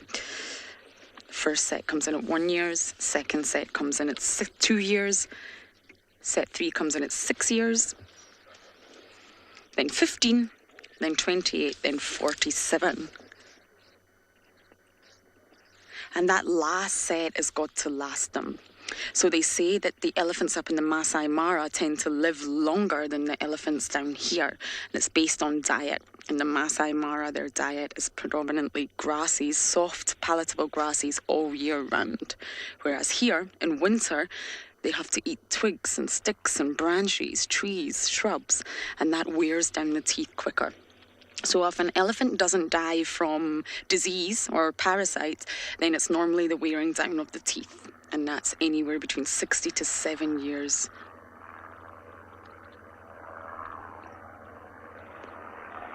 Oh, I haven't heard that noise for a very long time.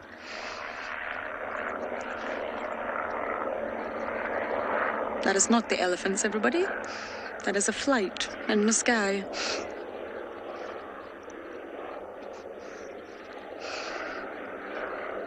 Wow, I just haven't heard that sound in so long. So yes, they have a really long life, elephants, long lifespan. Unless, of course, humans are involved.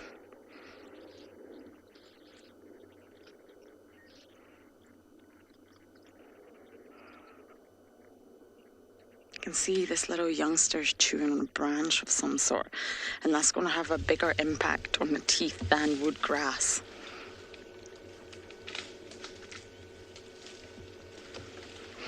I actually have a tooth here.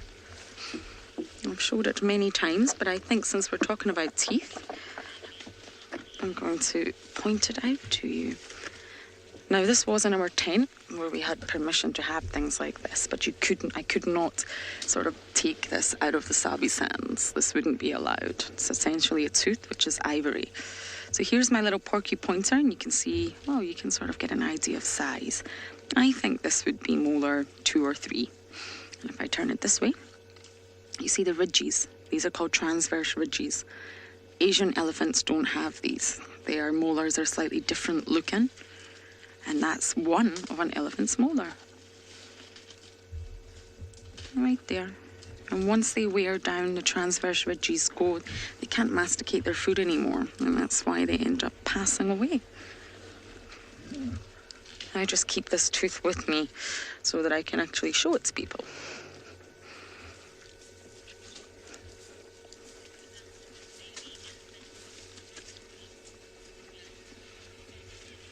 Kobold, I haven't. Sorry, I'm just watching these two here. What are you doing?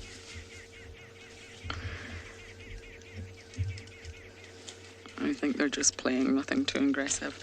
Cobalt, no, the milk teeth tend to get reabsorbed or swallowed. It's not something that you find on the ground, like you can find shark's teeth when you're swimming in the ocean, or human baby teeth that fall out.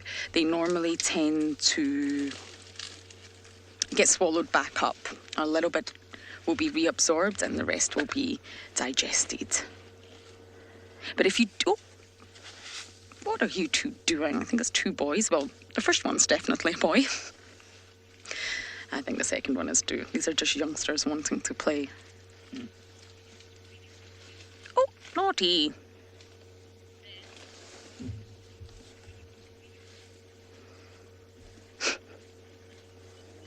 But yes, if we did find a pair of tusks, we wouldn't be allowed to touch them or take them. We'd have to call the Sabi Sands. And they would deal with them, they would remove them. They wouldn't allow them to just remain on the ground because they're ivory and there's such a... Well, poaching's a huge problem.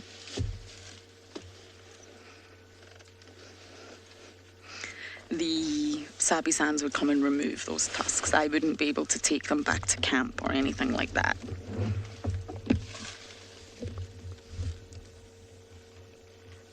The elephant populations are thriving here. But of course, there's still high levels of poaching for their tusks. And there's so many incredible people across the world working really hard to protect the elephants and come up with ideas and methods that can prevent that. And one of the ideas is there's a chemical that you can actually encourage the elephants to ingest. So you'd maybe tamper with their food source or try and leave some food out for them that's tainted with this chemical.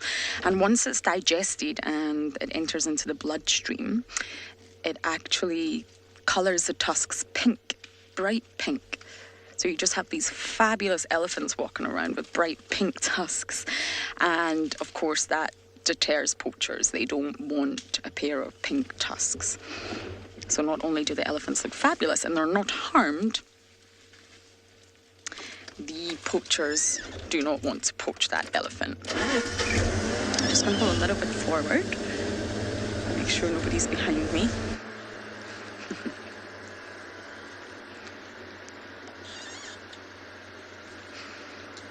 Okay, now I'm going to try and get past these ginormous roadblocks to look for my lions. But as I do that, we are going to send you back across to Dylan, who's still at the Waterhole.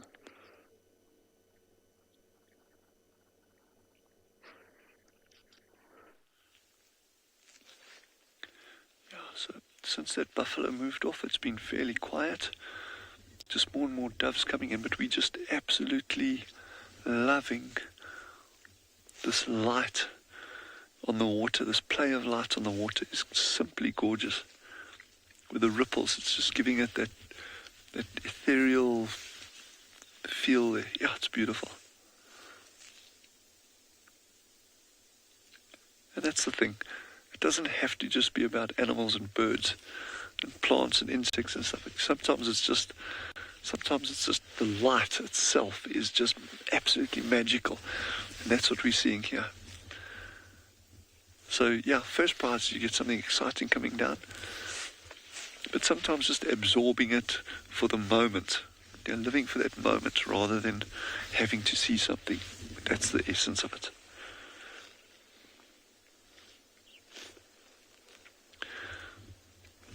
Oh, it's so beautiful. Beautiful, beautiful.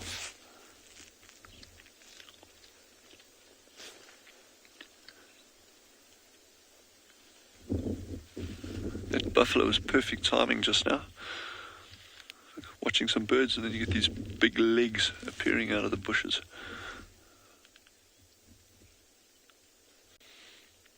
And these lapwings are still foraging on the southern side of the dam here.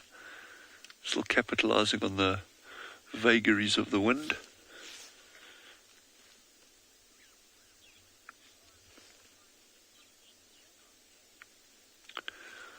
Yep, those of you who think this is peaceful, it really, really, really is.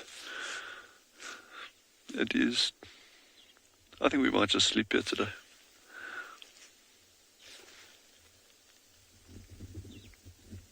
So I love doing these little like sit-outs, these stakeouts, where we just spend time in one place.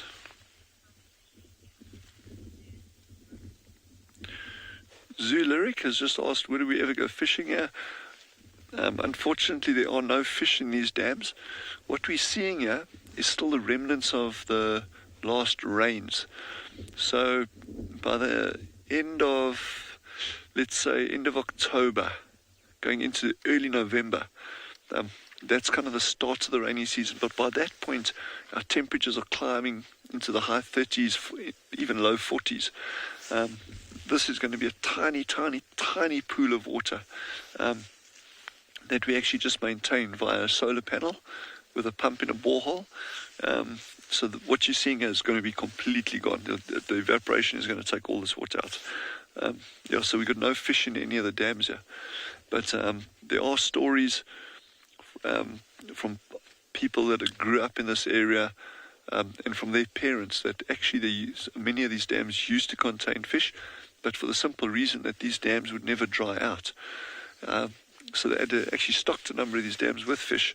But the rainfall pattern over the past 100 years, the trend has certainly been on hotter and drier summers and less rain. So, we can ascribe that to whatever we want, but the reality, there is an element of climate change creeping in there. And that is pretty much inexorable. It'll take place over time. So at this point we won't even consider trying to get fish into these dams. I don't think there's any huge merit to that.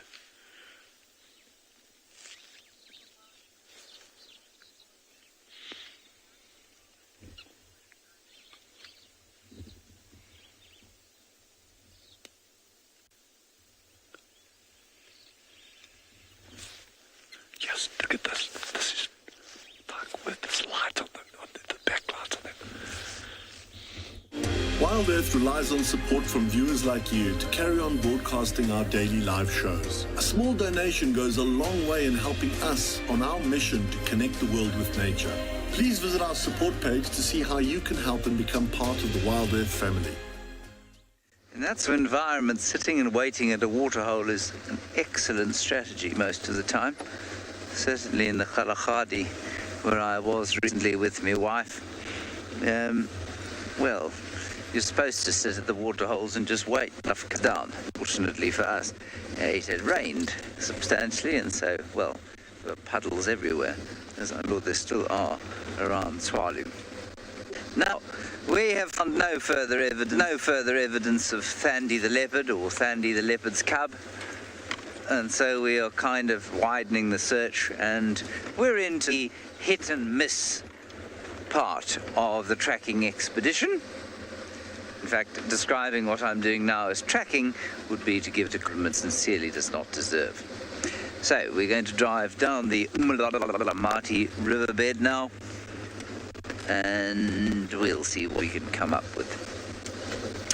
We're in the general area to which I think the tracks were heading, but it has eluded me once again. This does not surprise me, of course. There were also some lion tracks heading this way, so a chance we shall find them jungles on a clearing somewhere close by. Animal-wise, things have been pretty quiet out this morning. I'm minded of the times that I was taking guests with me and we'd drive out into the freezing winter morning, but with excitement, and we'd only find animals sort of once started to warm up. Indigo Girl, you say you love a river cruise. Yes, me too. I have a river cruise, especially in the evening, with a very large gin and tonic in my hand. We won't be doing that today. Certainly not in the morning. I think it's probably a little bit early for gin. And some people would, I definitely think it is.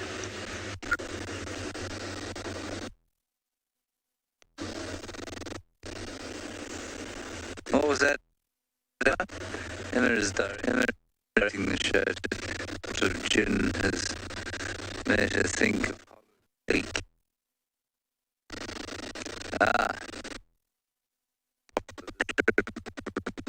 Give our guests hot chocolate with amarula in it. We're speechless and very warm inside for the drive home.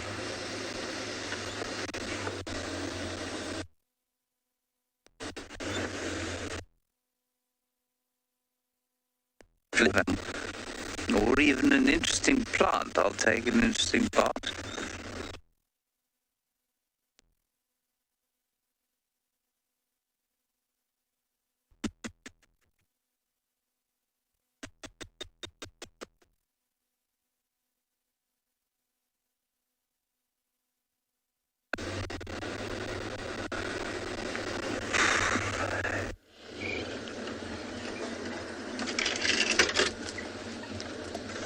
Sorry about that. I think James has been attacked by those evil gremlins we have. Now, I'm deep in a block. We saw the tracks cut off for the lions, so I'm sort of gauging their trajectory, and we're going for it. I actually do think the Inkahumas are here.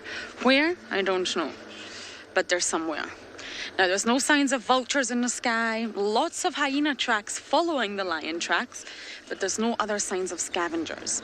So I don't necessarily think they're on a kill, but I do think they're here. So it's just a case of driving really, really slowly through the thick bush, trying to pick up on any signs. We've been following these lions for days. They were in the west and they've been making their way east.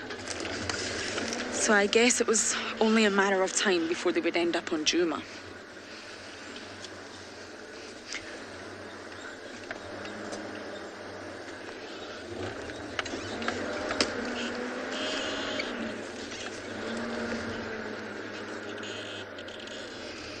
Pete, you're right, it has been a while.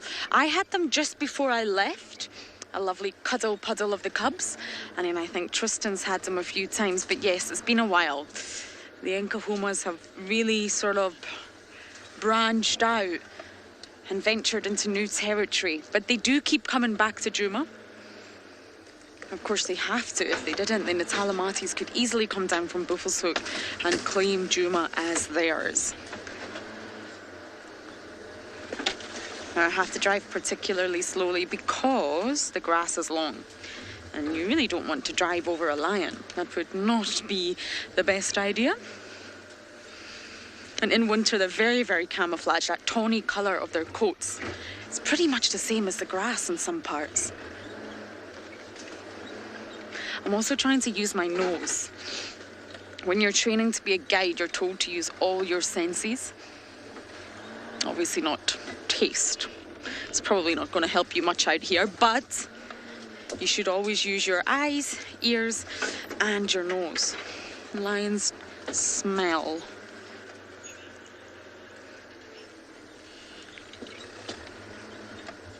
Okay, wish me luck, everyone. I'm going to do my best, and we're going to turn off, have a little listen. And as I do that, we're going to send you guys across to Sean, who's also looking for some lions.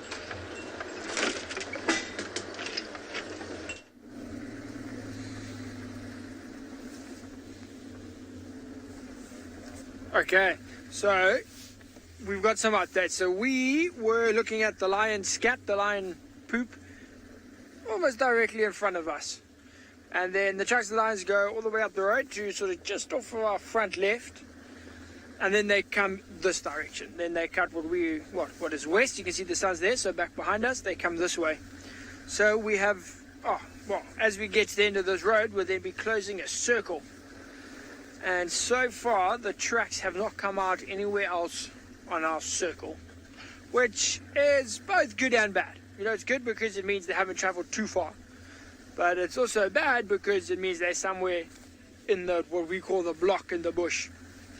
So this is the last road that we're looking at to see if any tracks come out onto here. There's a number of clearings, the one we just went through. There's a number coming up still. And there's also a waterhole coming up. I think it's dry, but the hole's there. And we're hoping the lion's going to be somewhere in that area, either in the clearings or at the waterhole. If not, then we're going to have to do some actual on-foot tracking. And you can see, if you just look around us, it's quite thick here. Lots of bushes. These are mainly guaris. There's a few bush willows in the way, but very, very thick. Lots of long grass. So, you know, quite a challenge if you're walking through there to be able to walk, you know, follow tracks and see the lions before, you know, they see you and run away from you. So it is quite a daunting task, but luckily I have to drive the car, so I don't have to do that. That's going to come down to Rowan and Yapi and Nikki and Eric to actually go off there and see what they can find for us. But it's been a fairly quiet morning. It's been a fairly quiet morning this morning, and yes, I can have a chill time. So one nice thing when you're actually driving is your job's pretty easy. All I have to do is drive around, while everyone else has to do the hard work of actually finding the animals. But yeah, I was gonna say, it's been a quiet morning. It's probably due to the weather.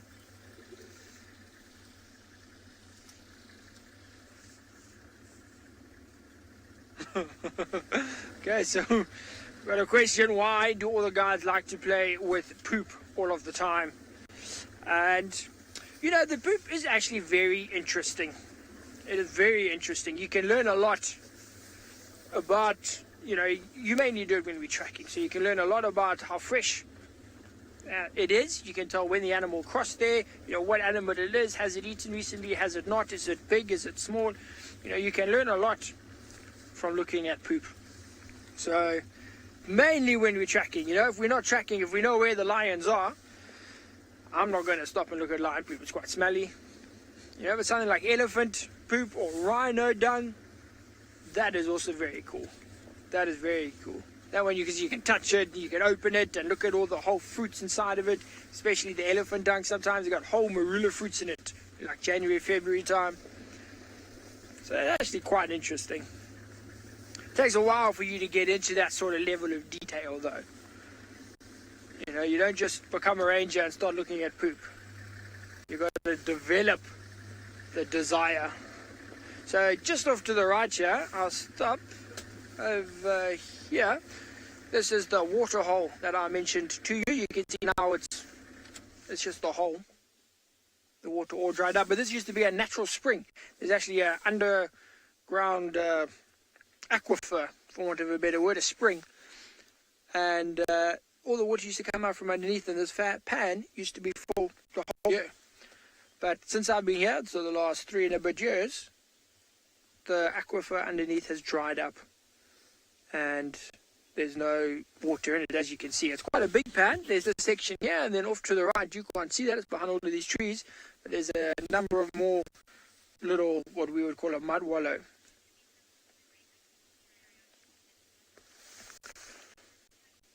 But as you can see, no lions. So we are going to leave this dry hole and see if we can find them. While we do that, though, we're going to send you across to Dylan. He's also having a bit of a chilled morning. You've just had a bit of a gale that's popped up over here while we're sitting in here. We've been enjoying some lovely birding. Nothing, no crazy rare or threatened species. A lot of bulbuls, yellow canaries coming in. We've had Cape sparrows, Cape glossy starlings. So there's a nice diversity, but we just really enjoying the light, that backlight. And you know, aside from talking about birds now, those of you who enjoy photography, and we've gone through this before, you know, you should always, the kind of classic thing is, I get that nice front or side lighting, but backlighting offers some wonderful opportunities. And what John and I are getting at now is, when you're seeing these birds coming down, as they fly off again, you get this incredible light coming through the wing feathers, the primary feathers on the wings. And it just really highlights the birds themselves. So that's quite a fun thing for photography. You know, if you're out on safari, chat to your guide and just say try get opportunities for backlighting. It really offers some fun stuff. We're going to pan across slowly to the right. We've got a big flock of sociable weavers. You know, these birds that make these massive nests. Just bear with us. So Chandra and I are trying to move as little as possible inside there.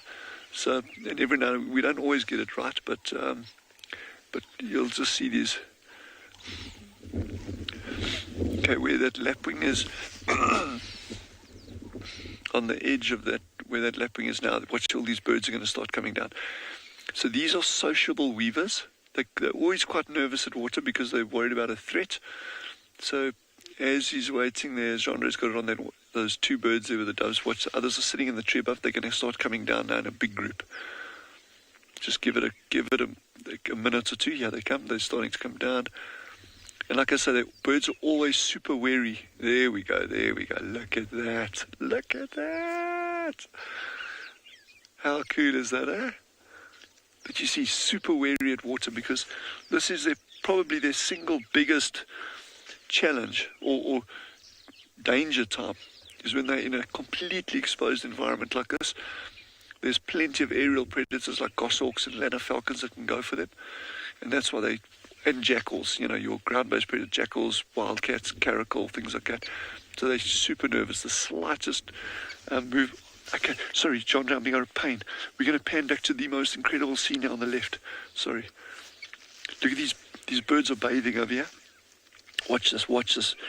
They're going to come out. They're all going to come down again now. We're just going to give them some time. I'm sorry I'm jumping around like this. This is entirely my fault. But I'm trying to cover all our bases over here. Watch, these birds are dust bathing. Oh, Beverly, you're right. There are so many birds. As it's warming up, more and more coming in. But those birds that are sitting now, some of them are actually dust bathing, and others are going into the water and actually bathing. And you're going to see that actually big sprays of water come up. So let's just keep watching them for a minute or two. You've just got to be patient with these things. Just got to be patient. And this, what you're seeing now is very typical. We're not disturbing them at all. They going down, they drink, and they'll shoot out again. They go down, drink, and they shoot out again. And that's just because that fear of predation. But I think we're going to just keep the camera. I'm not going to distract Chandra anymore because I'm really bad like it. I'm like jumping around like a jack in the box, and it's pretty difficult to keep the camera moving around like that. So, but look at them coming down there now. Oh my word, that light is absolutely insanely beautiful.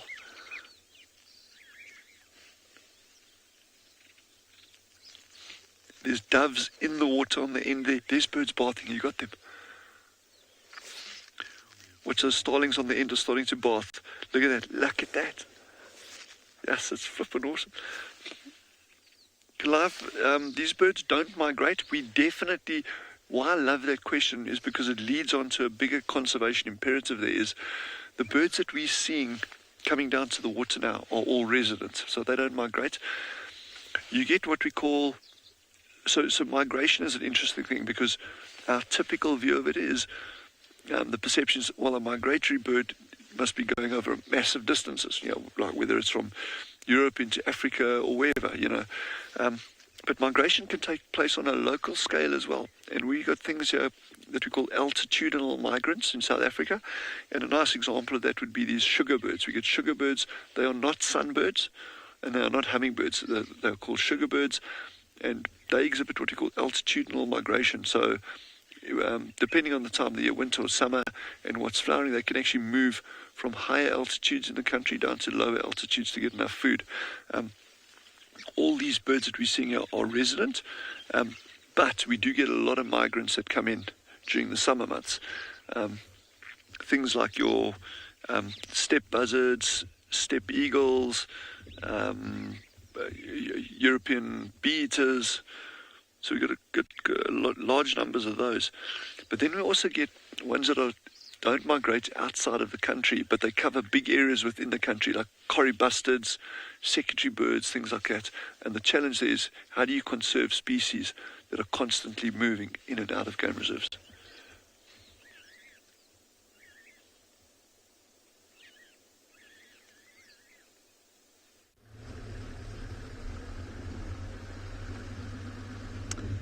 Hello and welcome back to andBeyond Phinda Private Game Reserve.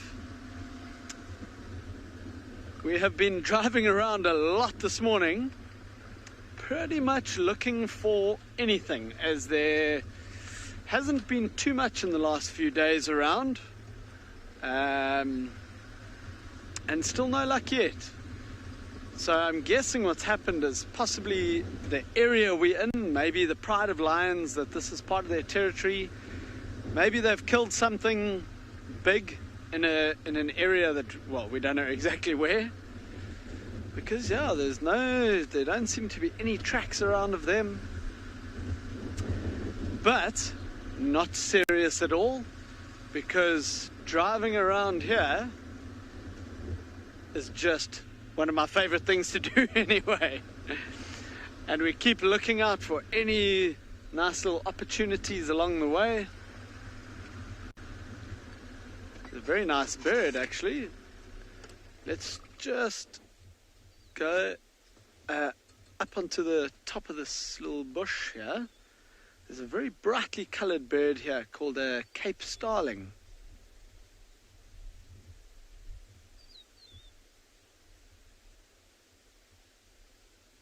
Very bright, glossy colors.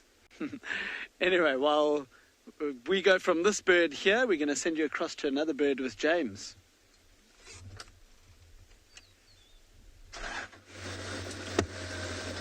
I'm afraid this bird has now reached Cape Town, roughly. It's flown away. Wait, it's going to land. There it is. Phew. It's not a bird that anybody who's watched this show once before will be unfamiliar with. It is our friend. Is it? Yes, it is. It is our friend, the juvenile batelier, who was born around here. The nest is quite close by here. And he looks like he's well, I don't know, he looks like he's up to mischief.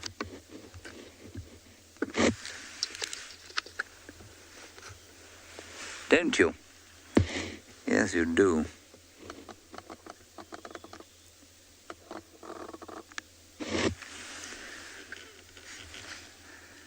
There's a very blue sky.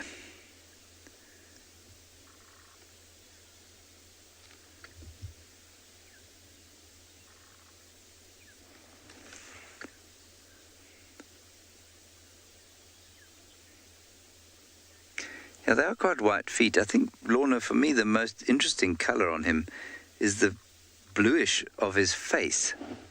If you look at his face, it's got a sort of interesting oxidized copper colour, if you see what I mean.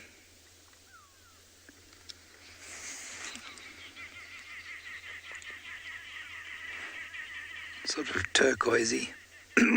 Excuse me.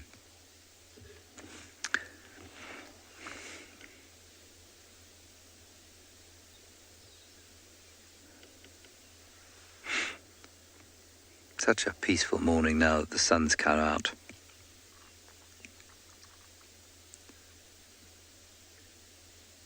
Everything's warming up, settling in.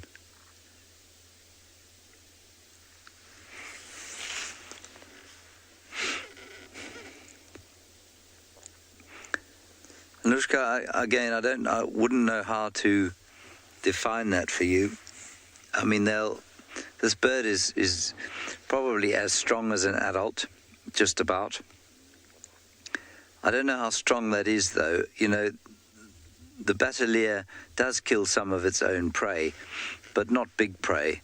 So it's going to have strength, nothing like that in a martial or crowned eagle, which have to kill large prey by squeezing them and, you know, digging their talons into them. And, you know, a crowned eagle will break a monkey's skull. I don't think it's anything like that strength. So it's difficult to say, actually.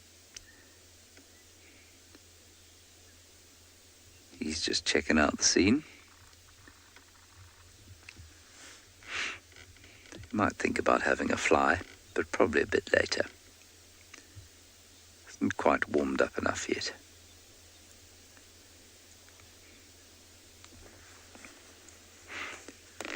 So he's just going to have a little preen.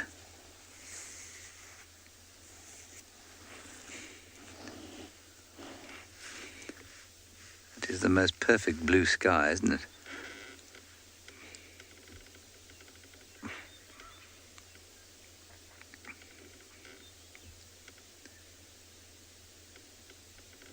On the same tree, I wonder if BK can see them, much lower down. We've got some of our friends, the squirrels. You see them there, BK? Same tree.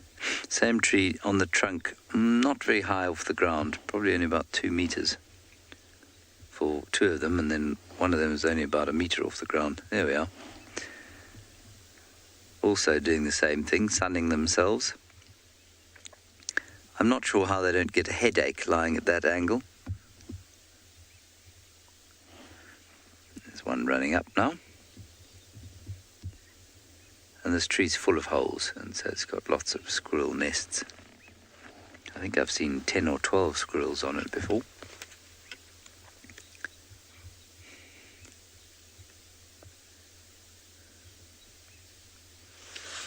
That's a nice. The Battalier is now doing a little bit of a stretch.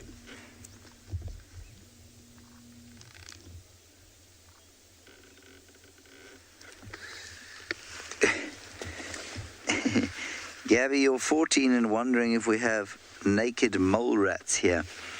We do not have naked mole rats here, but you may find that they are found at Tswalu. I'm not sure where they'd be found at Tswalu, but I think they probably do have naked mole rats at Tswalu. And I believe you're fascinated by my socks. Well, my beautiful socks, which I shall give to you again, come from a South African company called the Feet Sock Co. You can find them on Instagram, Feet Sock Co. And they make lots of wildlife-related socks. I have the elephants. These are the elephant ones, and I have the lion ones as well. That's the Feet Sock Co.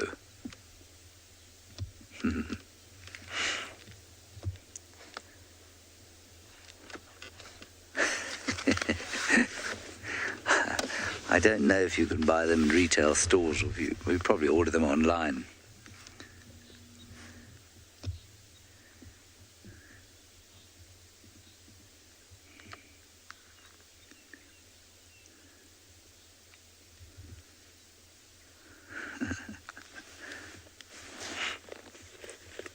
The Battalier does not have socks like mine. The bird that comes closest to having socks like mine is the long-crested eagle. Long-crested eagle's got beautiful white stockings.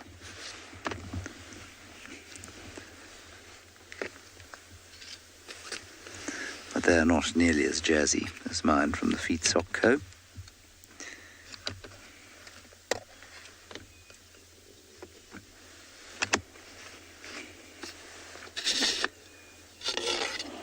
I think these ones were actually belonged to my wife, in that they were slightly smaller than the lion ones, but I stole them from her when I came back out to Djuma. She will be deeply upset with me, but it won't be the first time. All right, we're going to continue from here, for I've run out of things to say about that beautiful Battalier.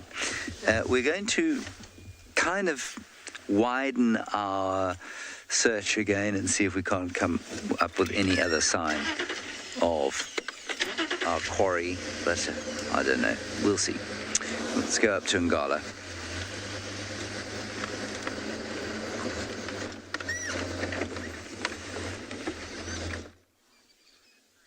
So here we find ourselves another dry hole, but at the hole we also found all of these zebras. So that's pretty cool. What we got? 1, 2, 3, 4, 5, 6, 7, 8, 9. Was that? Yeah, that was number 9. So there's 9 zebras here.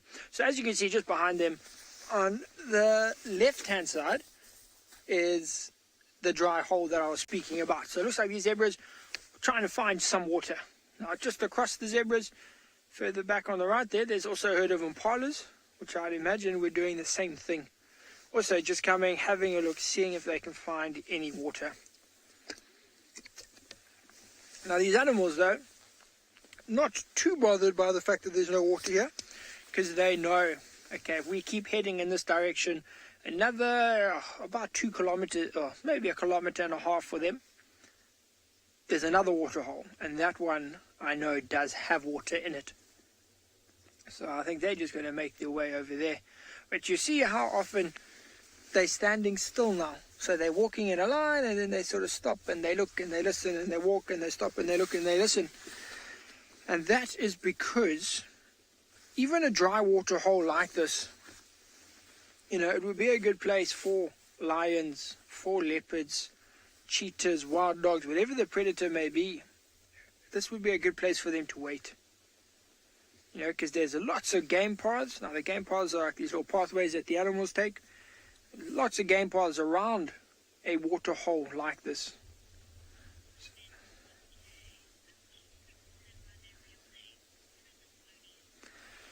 So we've got a comment from OK, who would like to call them by their proper name.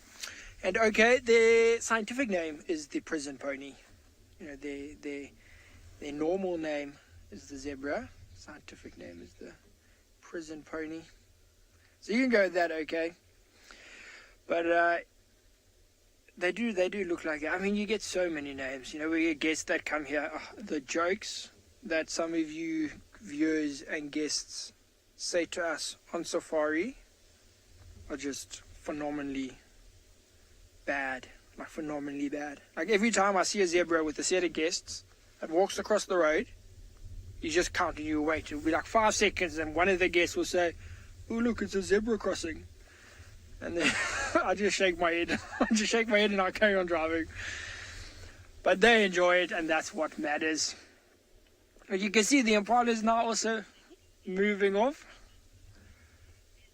and you can see they're all heading off back towards that other water hole I told you about that does have water. What we're going to do, we're going to carry on here, maybe head towards that water hole, give them a bit of time to get there and see what is happening. But while we do that and shake our heads, it sounds like Taylor has an elephant shaking its head.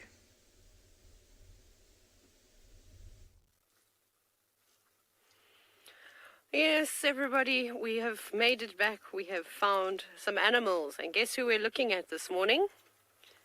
Eating on a tree, pretending it's Susan. She's back. We spotted this breeding herd just out in the open. They're on their way, slowly making their way towards Leopard Dam for a drink, as they did yesterday. And we probably stopped about, 20 meters away from her. And I waved at her. And then she came strolling down the road towards us and shook her head and is now standing at the car. So I have no doubt that in a few minutes we will have another great Susan encounter. We'll wait for Suzette, the terrible two, to come and join. But there's a little elephant, and I'm sure that's one of the little elephants that got stuck under a tree yesterday. I mean, I can't believe that I watched an elephant get stuck because of its ears. I mean, that's just unfortunate. Yes, little one. I don't know if it was you that got stuck, but it was very entertaining, in case you didn't see that sighting. That's going down in my top 5 favorite elephant sightings that I've ever had. It was spectacular. And we've just been saying that every time we think that we've had the best elephant sighting, Gert and I get spoiled with another one. Here she comes. Hi, hi, hi. Hello, girl. Yes, Susan, what do you want? Every single day. Don't you get bored? Look at this. Do you not get bored of terrorizing us? And then she looks for sticks and things to throw at us too. Look, here she comes again. Hello, girl. Now, again, if you're worried, we haven't done anything to agitate this elephant, I promise you. She just sasses me so hard. Perhaps she knows that my dear old mother, Bossy Donna, is not here to boss me around, so she's going to do it for me in a different way. So, yeah. So she's there. She just comes up, she says hello. Her version of hello is shaking her head at me and then turning her bum towards the car. I don't know why she does that either. It's weird. And then she just stands and stares and eats. So, I mean, if she was really unhappy with us, there'd be a lot of trumpeting. She would maybe try and put her tusks through the car, but that's not the case at all. It's very playful with the way that she's behaving with me. It's quite amazing, actually. Like I say, trust your gut. And she is eating, so she isn't doing the displacement behavior where she pretends. It's very typical with elephant bulls, where they try and sneak closer to your vehicle. I mean, she just announced myself on the sighting and she comes out. So we know that elephants have got unbelievable memory, if not the best of all the animals. So maybe she does remember the smell of the vehicle, the smell of myself, or maybe she can recognize my voice. I mean, elephants have to remember all the different individuals within the herd that they live with, and they are able to do that by scent, so it must have something to do with it. For what reason? Settle, girl.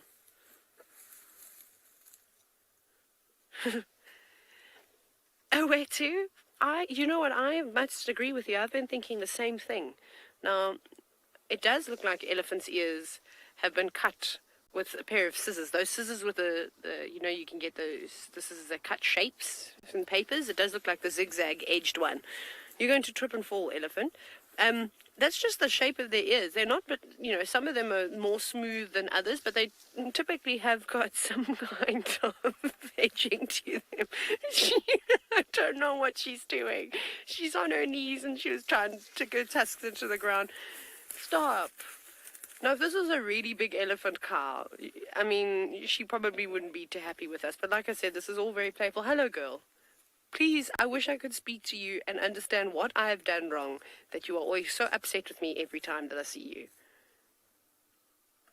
I don't know. I'm sorry. If I did anything, I apologize, and I'm sorry. I don't know what else you want me to say. Does that mean that she accepted my apology? I don't know.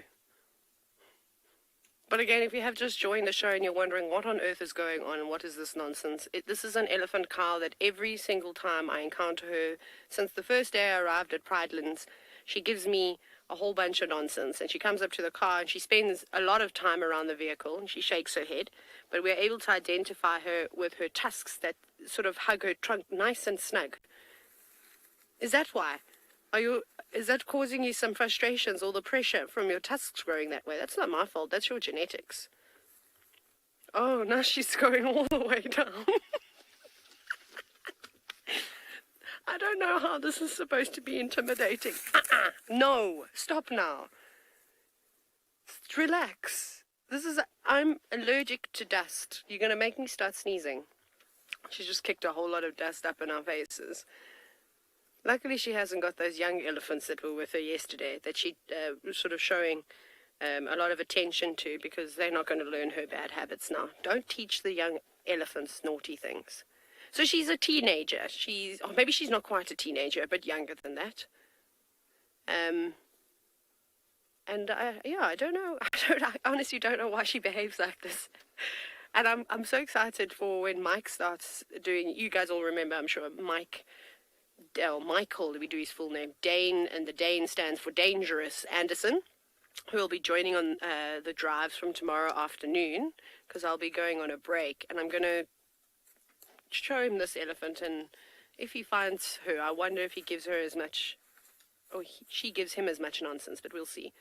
You see, look at this. She goes, and now she's doing the splits. What move are you doing? Denga, I think that this elephant might be my spirit animal. Maybe this is me in another life. Because, I mean, I do silly, ridiculous things, not on camera all the time. But I think that maybe that's why. Maybe she's trying to tell me something. Of course, I'm just being ridiculous. Stop. You cannot come any closer. I don't appreciate it. It's rude. She backs off. And then she just pretends again. She's thrown sticks at me. But when I say sticks, I mean branches. It's very entertaining. Are you not happy because you're not getting the reaction that you wanted? This also sounds like me. Chris, I don't know if there are any elephant experts out there. I would love some input. Please tell us, because I also have no idea why. And it's the same individual every single time. But like I said, it's not anything super aggressive. I don't think it would be the same experience on foot. I mean, I think it must be, maybe it's just this car. I've been in the same vehicle the entire time. Do you not like the polish that I use? Is that the smell that you don't like? I don't know, but she's very sweet. I really like her. I've grown quite fond of her, and I hope that I get to follow her life for a little bit longer. But that might not be possible, because elephants don't always stay in the same area, as we know. They seem to just be hanging around here for the moment. But I know that the day is going to come that this herd doesn't pass through, and it might be for a few days, a few weeks, or even a few months. But I'll be very sad when I don't get to see young Susan anymore.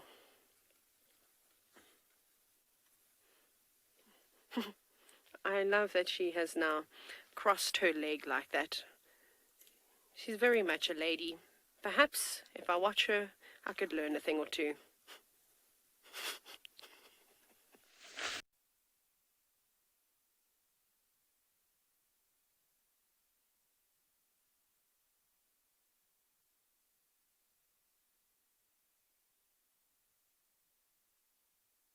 Species traditionally seen, well, not needing to drink surface water, but they will if it's available. We've still got a lot of bird activity coming in and out here, a lot of these with that magnificent light on these birds. And then one of the questions earlier posed to one of the other guides was about naked mole rats. The only species we have on Tswalu are called Damaraland mole rats. And naked mole rats, to the best of my knowledge, aren't even found anywhere in southern Africa. They're actually the Horn of Africa.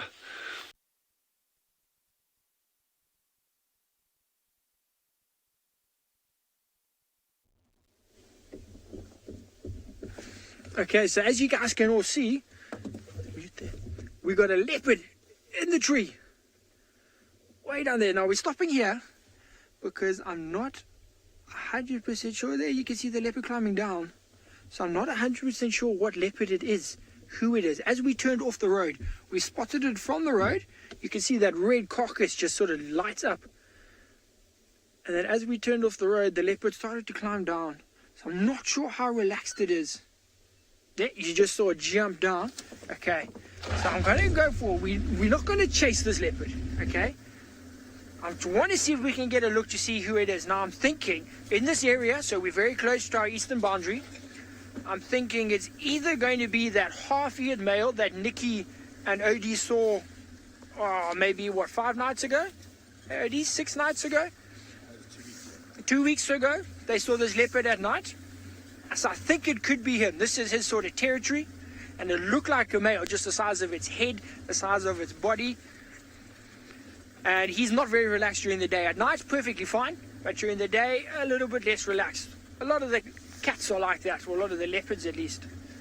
But let's go have a look. So now you can see the trees over there, and you'll see when we get closer, you can actually see the carcass and the red, and that's what I spotted from the road, that bright red, and I was like, that's not supposed to be there. Okay, now we're going to go slowly. It looked like the leopard came down and went off to the left here, so off this way. So let's see, there he goes. Okay, so the leopard is moving away, and those sort of straight in front of us in these knob thorns. I'm going to see if we can actually just come, and if we stop here. Okay, so the leopard is a bit shy. So I last saw it, if you just zoom out a little bit so I can see where you are. Yeah, so in there, like just behind that fork there, that's where I saw it moving. So it was moving sort of off to the right-hand side of your screen. Behind this bunch? A bit more to the left, but it was heading that way towards this bunch. I saw it like just on the left here inside these knob thorns. But look, we're going to spend some time here because it might relax. Might sort of calm down a little bit. I think it's been here for a while though, because if you have a look at the carcass, Odie, you can see the carcass has been quite thoroughly eaten. See, there's a bit of a rib cage left there. It looks like it was a male impala. You can see the horns just on the left-hand side there. It looks like a branch, but those are in fact the horns. And I'd say he's probably been on this carcass for at least the last 2 nights. He should still be here tonight. There's enough meat left. You can see that whole back leg has still got all of its meat there. But a perfect tree for him. Perfect tree. Lots of places to stash the carcass, lots of branches to relax on. It is. So it's a marula tree. And that's the one that he's chosen here. And a perfect area for us as well. A nice open area. Termite mound off in front of us, but we're far enough away from it. What we're going to do though is I just want to see, as I said, we don't want to chase them, so we're definitely not going to do that. I want to move to the left hand side though of this marula tree, just to see, because sometimes if the leopards find an area like this in the long grass, in the thickets, where we can still get a bit of a look, but they feel very sheltered, they feel very safe. There's a hyena. There's nothing on the left there, Odie. There's a hyena. So I don't know if you can, oh there we go. So that's the top of the hyena there. You'll see it move now. So he obviously smelled, because now the wind's blowing. He can smell this carcass. Most likely smell the leopard. That's where he is now. That's where I saw the leopard, right where the hyena is. So the hyena is obviously smelling the leopard. So now it would be quite interesting to see what happens.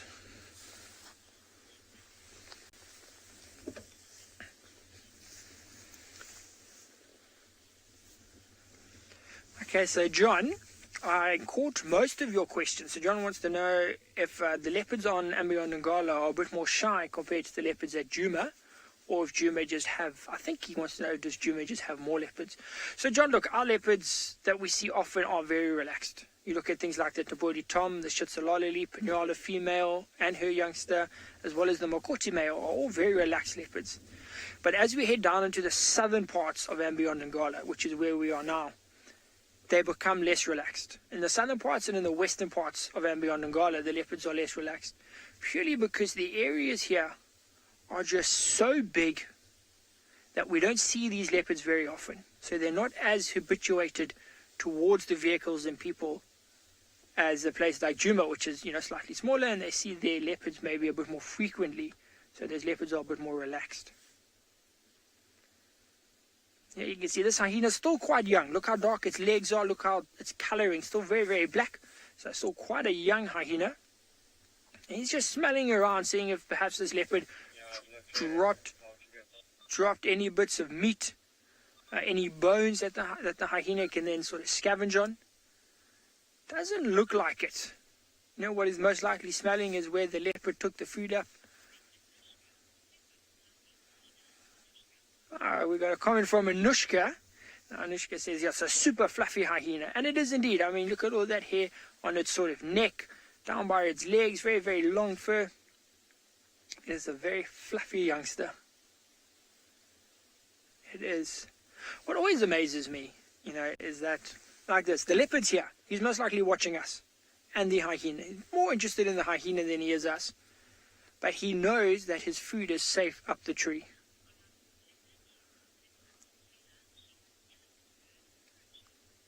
Okay, so while we stick around here, see what happens with the hyena and the leopard, what we're going to do though is send you across to Taylor.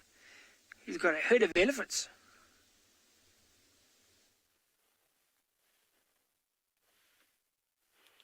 We do, and it's again the most amazing scene. It's kind of a repeat of yesterday, except they're walking under the marula trees that stretch right over the road. Isn't that gorgeous? Now, I'm going to try and keep ahead of them, so I'm going to start the car again, because they're moving in a straight line down on the road. So if we just keep ahead. Oh no, come to Leopard Dam, don't go that way. They're now going the wrong way.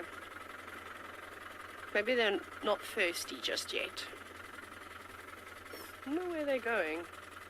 Okay, I'll stop for a little bit, because these are all the bulls. Most of the girls have veered off, maybe taking a scenic way around. What a beautiful sight, though. Someone's not happy in the herd. was really amazing. Just after you left us, I'm not even joking when I say within a matter of minutes, there was a rumble, and then the entire herd of elephants stopped feeding and started walking, and then they all marched in the same direction. Even Susan left us immediately. She turned and she went straight towards the rest of the herd. There they all go. Just slowly moving through the bushes, and I'm going to stop talking just so you can hear how quiet they are.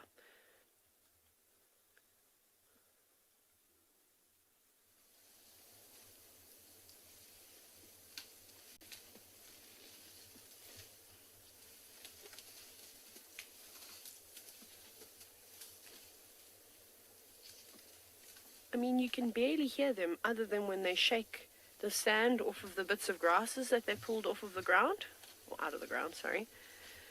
And then that's it. So if you're not paying attention and you're on a walk in the bush, you can be surprised by a whole herd of elephants fairly quickly, or in a vehicle. It's definitely happened to me a few times in the car. But what I am going to try and do is reposition. I'm going to reverse again. I like playing the reversing game. Except I need to make sure that I don't reverse into an elephant. This would be problematic. Okay, right. I'm going to just carry on following these elephants, but it seems as though there's some excitement at Ngala.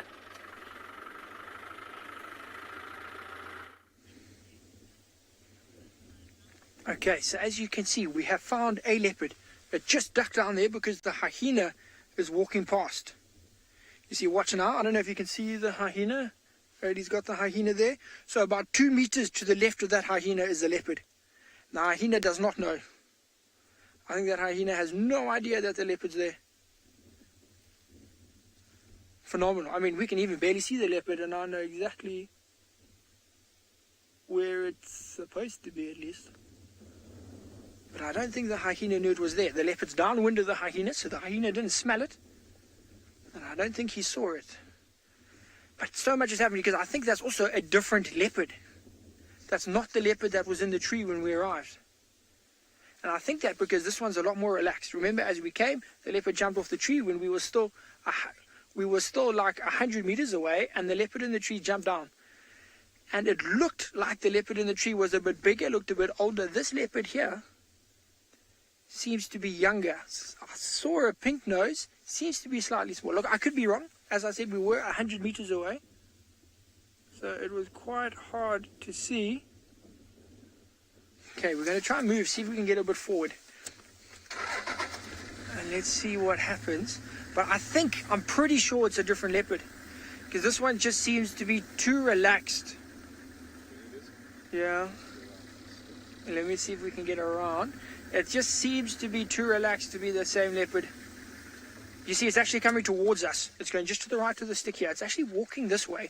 Now, it will be very, very cool if this leopard climbs the tree and then the other one comes, because it doesn't want this leopard to steal its food. The hyena was fine because the hyena couldn't climb, but this one can. So if it's different leopards, if I am right, which I might be, then it could get interesting. Unless, it's a mother and a cub, or well, that's pretty much the only option. Or maybe a male and a female that might be mating, and they might feed together on occasion. So it could be that. There's just so many could-bes. Now you actually see what that leopard did. Is it moved. It was in a...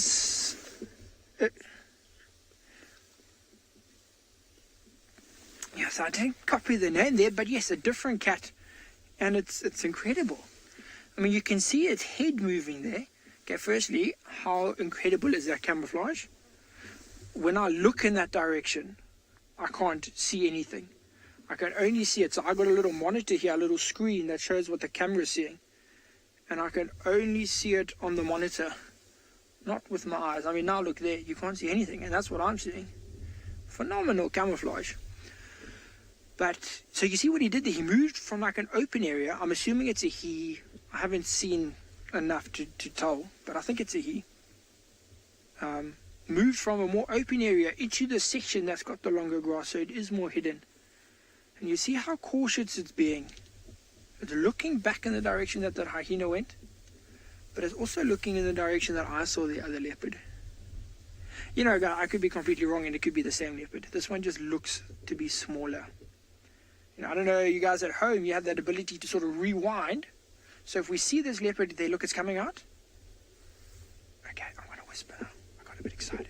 So you can see now, look at its size, and then maybe rewind on your YouTube channel and have a look. I'm 90% sure that this one's smaller than the one that was in the tree. If any of you are going to rewind and have a look, please let me know if I'm correct.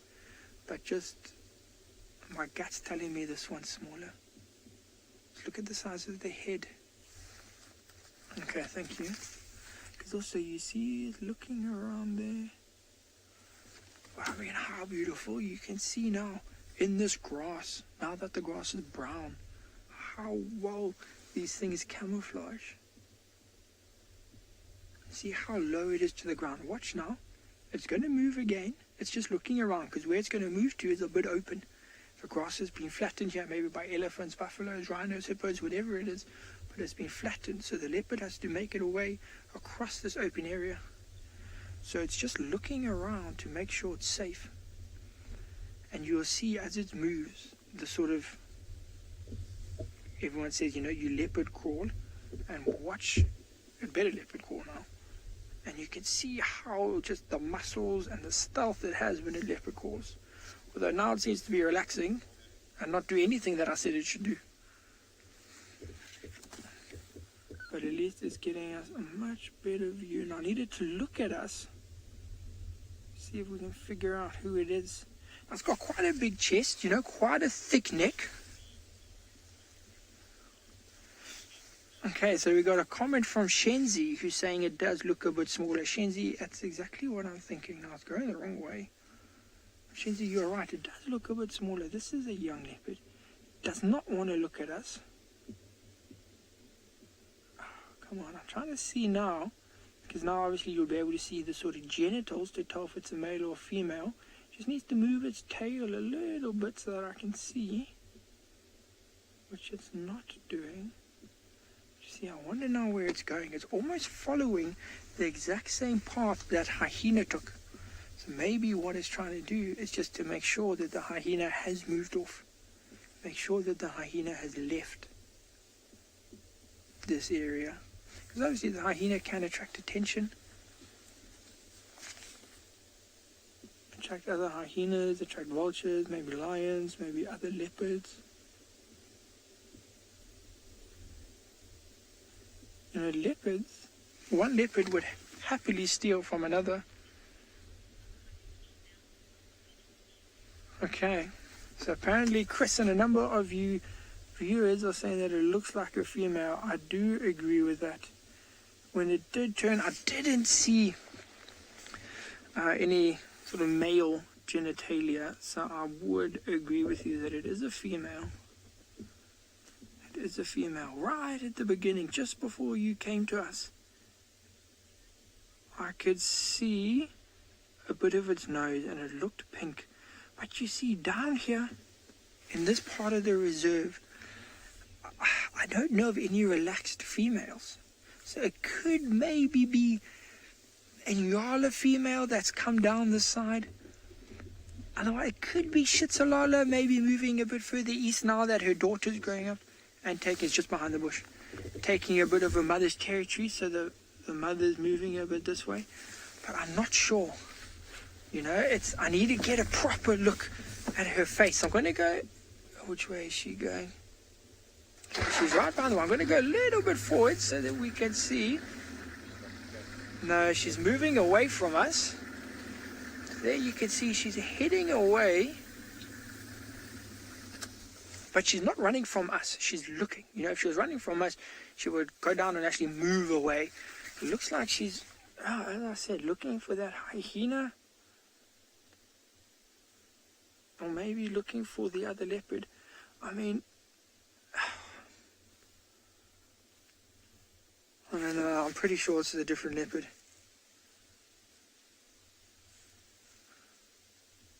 What is that? Don't mind. But you can see very alert. You know, the ears constantly moving, constantly changing from side to side. Whenever she does move, she drops down in the grass, goes nice and low, and then stops, lifts up, looks. So still very, very cautious. I can't see the hyena anymore. I think the hyena has moved quite a long way off.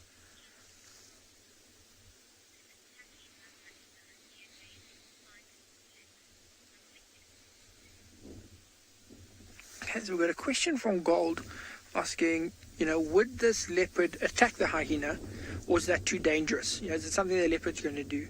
Gold, no. This leopard will not attack the hyena.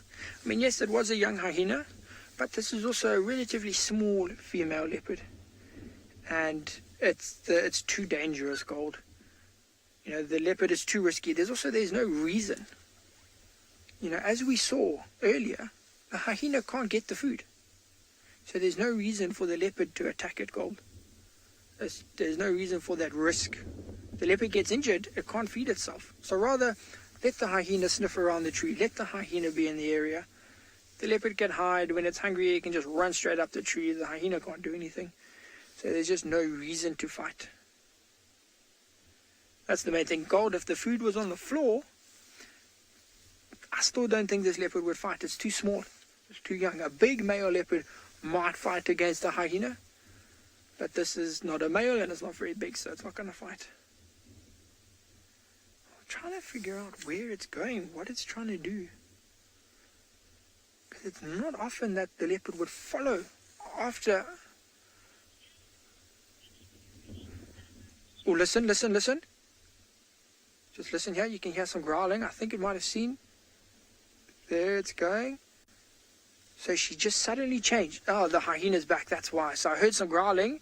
The leopard moved off. I thought it had seen the other leopard, but in fact the hyena's back. He just popped out of nowhere. I didn't even see where he came from.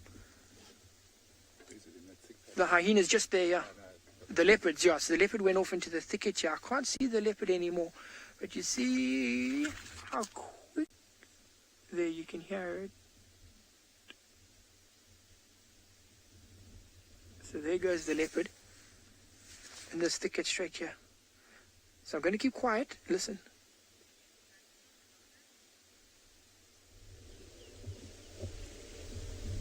Okay, so I can't. It stopped growling now. But as soon as it started growling, I mean, you heard that. Yeah, so it's just gone around there. I mean, I think the hyena may have just lain down behind the grass. That's why I couldn't see it. But the leopard obviously, okay, there. OD, can you get the leopard? Straight through the gap there. So you see the leopard's now looking in our direction. You see, if OD zooms in there, can you see it, OD? Zoom out a bit. Straight over there. Yeah. There we go. There it is there. Okay, so, it's a bit hard to see there. There's two leopards. Look. There's two leopards. There is two. There's the one closest to us, and there's the one in the back of the screen. There's one right there. Yeah, there's one. There's two, so there are two. Okay, that makes so much more sense now, everybody. Did you see that one? The closest one that was moving there was the shy one that we saw in the tree first. How incredible is this? There was a leopard right there the entire time that we just didn't even see. I mean, we were zoomed in there, and I was like, what is that? That's another leopard. This is phenomenal. There it goes there. So that one's a male. Definitely. Can you see the one off to the right there, Eddie? Yeah, there it is. No, yeah, there. Okay, so that's the male. That's the one that was in the tree at the beginning. It must be. But who is it? I don't know if any of you actually got to see his face. You guys have, as I said, the ability to rewind and pause. You see now the other one's following? Now they're both following. Okay, if any of you can, so there the other one's going right off to the right there. If any of you can rewind and have a look at that face, let me know who you think it is. I'm going to have to see. That one was a lot more unrelaxed. You see how, could it be moving away from the hyena? Yeah, the second one's just got there to that fallen over log. There, so they're moving further this way. Let's see what is happening here. I'm very interested to see who that could be. Males in this area, unrelated. So there it goes. Look. It might go back up towards. So I think that's the female that we just saw there. It looked a bit smaller. we're going to stay here. I don't want to go too close to the tree. The tree's just off in front of us because they might be heading back towards there. I don't see anybody now. But that male, as I said, could be that half-eared male. I didn't get a good enough look to tell you accurately. But just judging by that behavior, that unrelaxed response, that moving away, could be him. That female, well, I got no idea. I'll have to look back and actually look at some spot patterns, check some spot patterns compared to the Tswalu female, the Ngala female, something like that.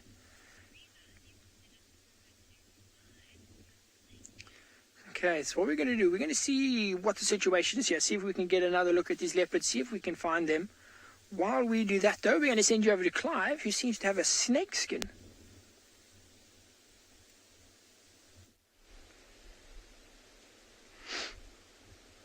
Hello everyone. We've found something quite interesting along the side of the road here, and what it is a snakeskin. So you can see it's all wrapped up in this quite thorny tree here, and it's quite long, probably half a meter or so long, but not very thick. So I think this is probably something like maybe a vine snake that we get around here, or maybe even a snake like a boomslang, which live up in these trees. But what it's done, it's come to a tree like this specifically with all these thorns, and you know, with us humans, we're shedding skin all the time, really, and a lot of other animals are the same. But with snakes, they shed it all in one go. With most reptiles, actually. But they've used this spiky tree here to really be able to scratch up against the side of the snake to pull the skin off. So it's gone in between like this, in between all the branches, to really put some friction on that skin and be able to pull it right off. And then I actually see right up here, this is where the head is. This is where maybe the start, where it started coming off. It's really stuck in there, but I can actually see the pieces of skin over the eye, over where the eye was of the snake. So really cool. But we've had a morning where we have been searching for lions and things like that and haven't really got lucky, but it's really nice to stop and see some of these smaller things along the way as well. Really nice to see this. I don't know if anyone knows why these snakes shed their skin, but obviously as the snake grows, they need to be able to grow into their skin. So they shed that, especially when they're young. It happens quite often, sometimes even every month or so when they're young. But as they get older and they stop growing as quickly, they shed it a little bit less. But it happens all the time with these snakes.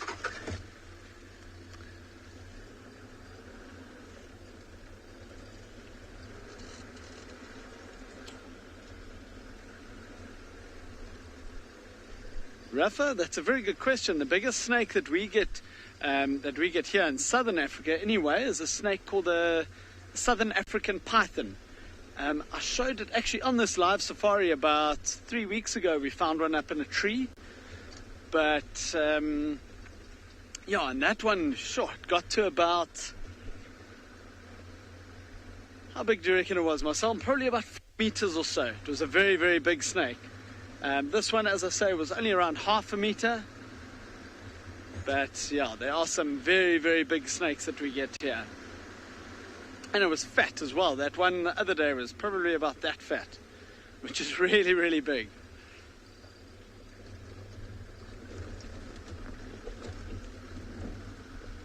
Obviously, with it being winter now and quite cold, there's not a lot of the reptiles that are very active at the moment. Even that python, when we saw it, it was very slow moving and yeah, really not very active. And even that snake that was shedding its skin, I'm sure it just shed its skin and now it's probably moved off into some bushes or rocks right up, yeah, maybe right up on the trees or on some rocks, warming up a bit. WildEarth relies on support from viewers like you to carry on broadcasting our daily live shows. A small donation goes a long way in helping us on our mission to connect the world with nature. Please visit our support page to see how you can help and become part of the WildEarth family. Oh, we didn't have much luck with the lions, I'm afraid. I'm convinced they are. But if they're flat in the block, it's a huge block. Sadly, it's just not easy to find them. But we have found some wildebeest, and some warthogs, and some impala. Everybody's here. This is where the party's at. And of course, they follow each other all day. Not always warthogs, but the wildebeest and impala do.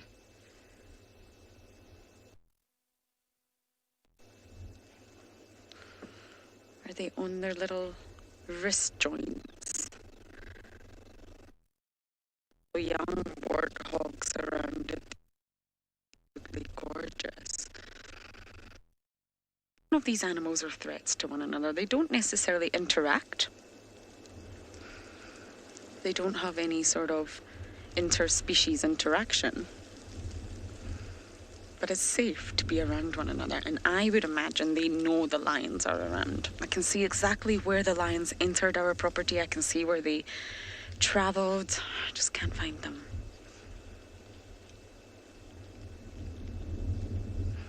I'm not sure if this is the same herd that we had on quarantine for a very long time. We actually witnessed the calves at days old, and you can see how big they've gotten.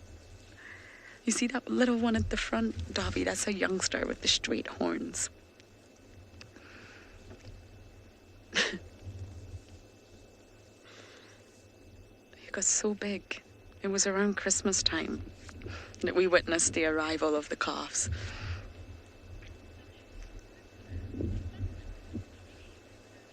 Toto, it's actually not too windy. There's a light breeze coming through. I would say breezy. I really don't think it's too windy. I'm really feeling the warmth from that sun now. And just as an update before I forget, I did go to the hyena den and nobody was home. Slightly concerning. I've been sidetracked by the lions this morning because of course you can't ignore fresh tracks. But I really, really will do a hyena den search, I promise. No one was around.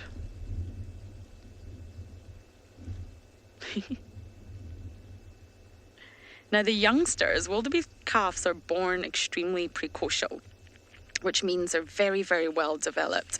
Complete opposite of leopard and lions. So they're literally born ready. Can stand within a few minutes and they'll run within 5 minutes, which I just think is absolutely incredible. So we're going to move on from our wildebeest, but we are going to send you guys across to James and some buffalo.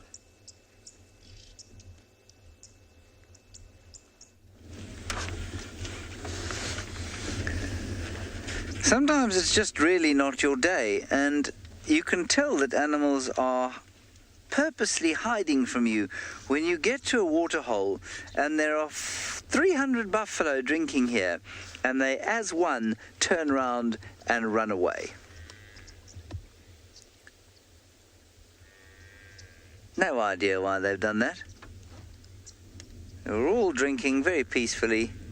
We drove up here, we sat for 3 seconds. They looked up and then they ran.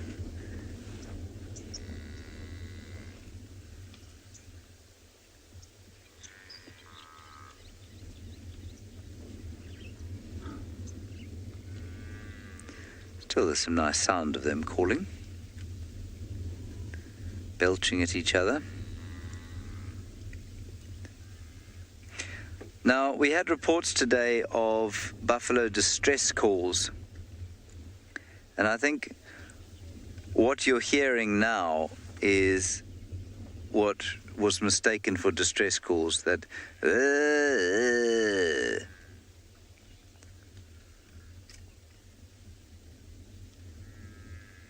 and I think that was mistaken for a distress call, because we certainly haven't managed to find any buffalo being killed,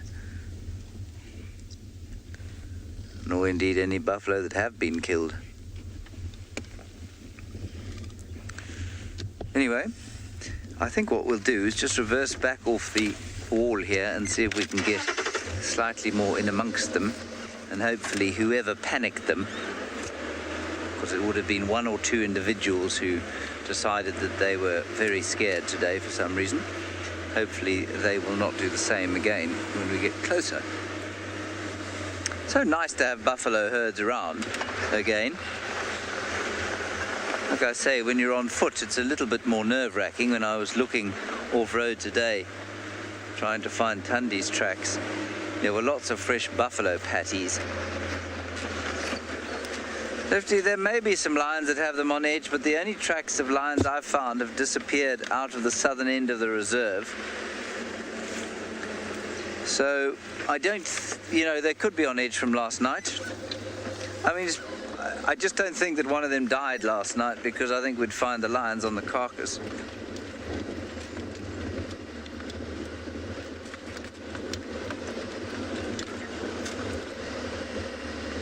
All right, we'll have a quick look at these beefaloes while you go to Taylor and some elephants.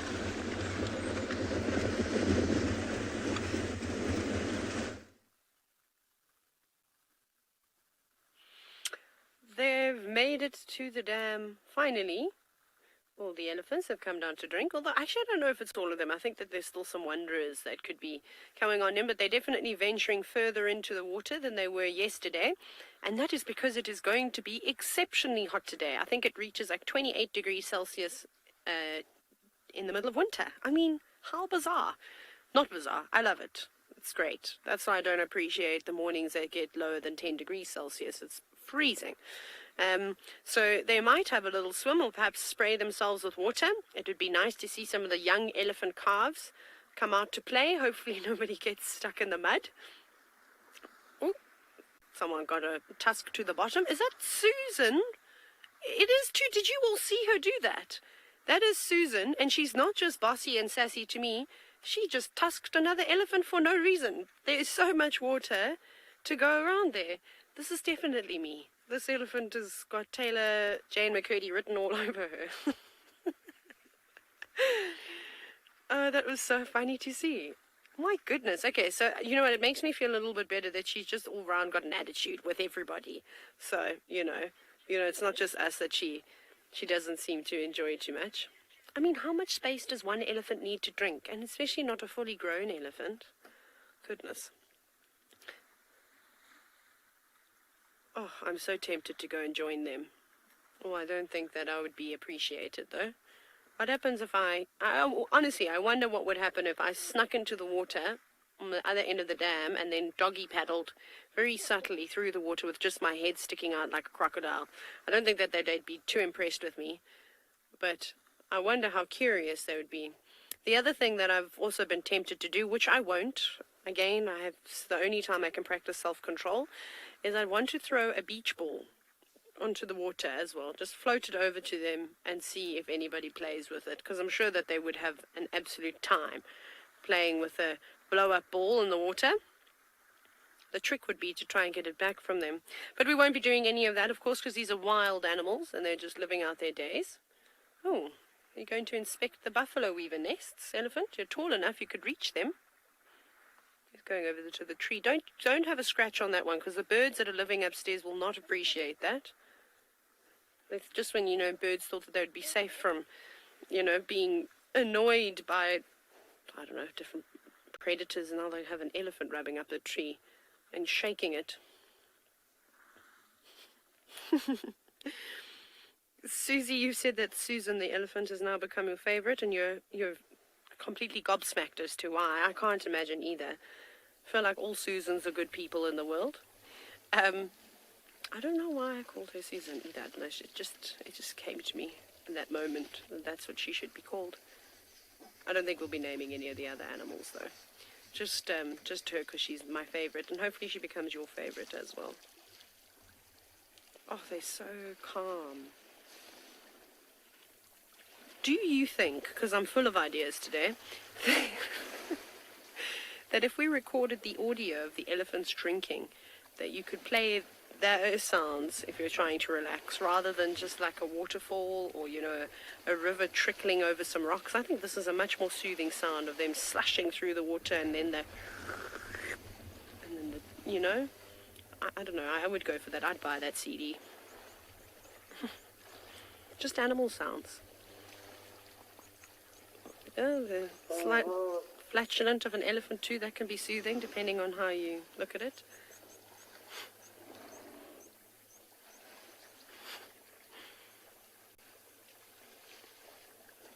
And no one's splashing. I'm sad. I thought we were going to get some swimming elephants, but maybe we will. We'll sit here for a little bit longer and see if anyone is brave enough to dive down deep.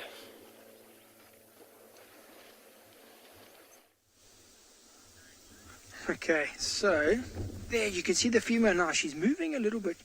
Now we haven't been able to, we saw both of them again, but the male's still a little bit less relaxed. And he keeps trying to move. He was making his way back towards the carcass, so we've now tried to move. I'm trying to get a picture of this female's head, but she's being very hard to get here. She's looking everywhere except at us, unless she's behind a bush, which has not helped to figure out who she is. But a lot more relaxed than that male. You can see now she's making her way back towards the tree with the carcass there. She's just on the right-hand side of the bush there. You can see her shadows moving through there. I mean, just phenomenal camouflage. So we're going to try. I don't want to... You see, I don't know where the male is. Yeah, no, yeah, so she is just to the right of this green bush, yeah. Just to there, you can see her face. But so just roughly where she is now is where we last saw the male. Now the carcass with the tree with the carcass is directly behind her. And there we go, so that's the tree with the carcass. There you can see it. A bit more meat than what I thought. You can see that whole sort of front chest, the neck, all of that still got meat on it. But when we saw this female move now, she had a big wound, or it looked like a big wound, on her back left flank. Now, that could have been from fighting the male.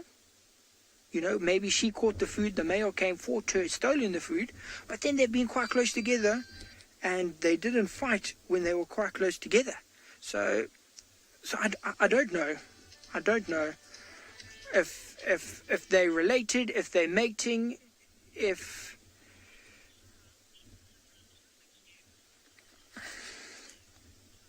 Tar, that is very true. We all have a lot of homework to do before this afternoon's drive. But how exciting is it for this afternoon's drive? We're going to come and try and identify 2 leopards. I'm excited. I'm excited. We got to plan it well. Okay, so you can see there the leopard's disappearing there. She's going to go into a thicket now. It looks like moving quite steadily.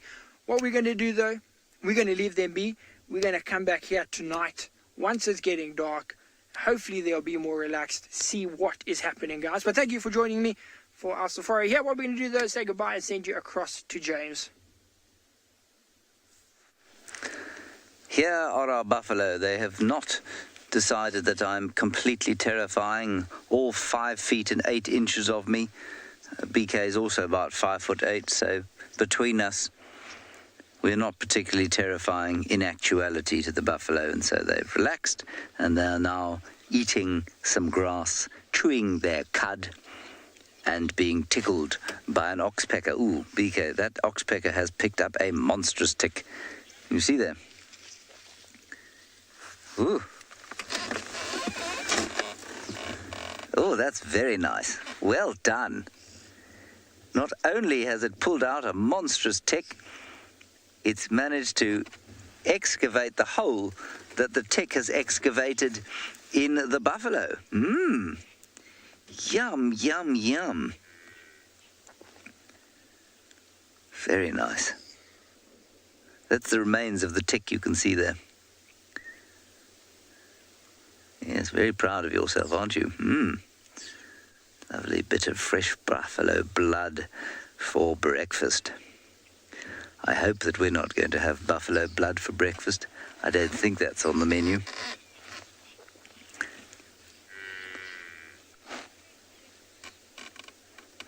She doesn't look particularly impressed by the whole affair, especially as she's lost one of her horns. Bad luck, old girl. at least you're still with us. All right, everybody, thank you for joining us. Thank you for your questions and comments. We will see you this afternoon again at 1500 hours. Bye-bye.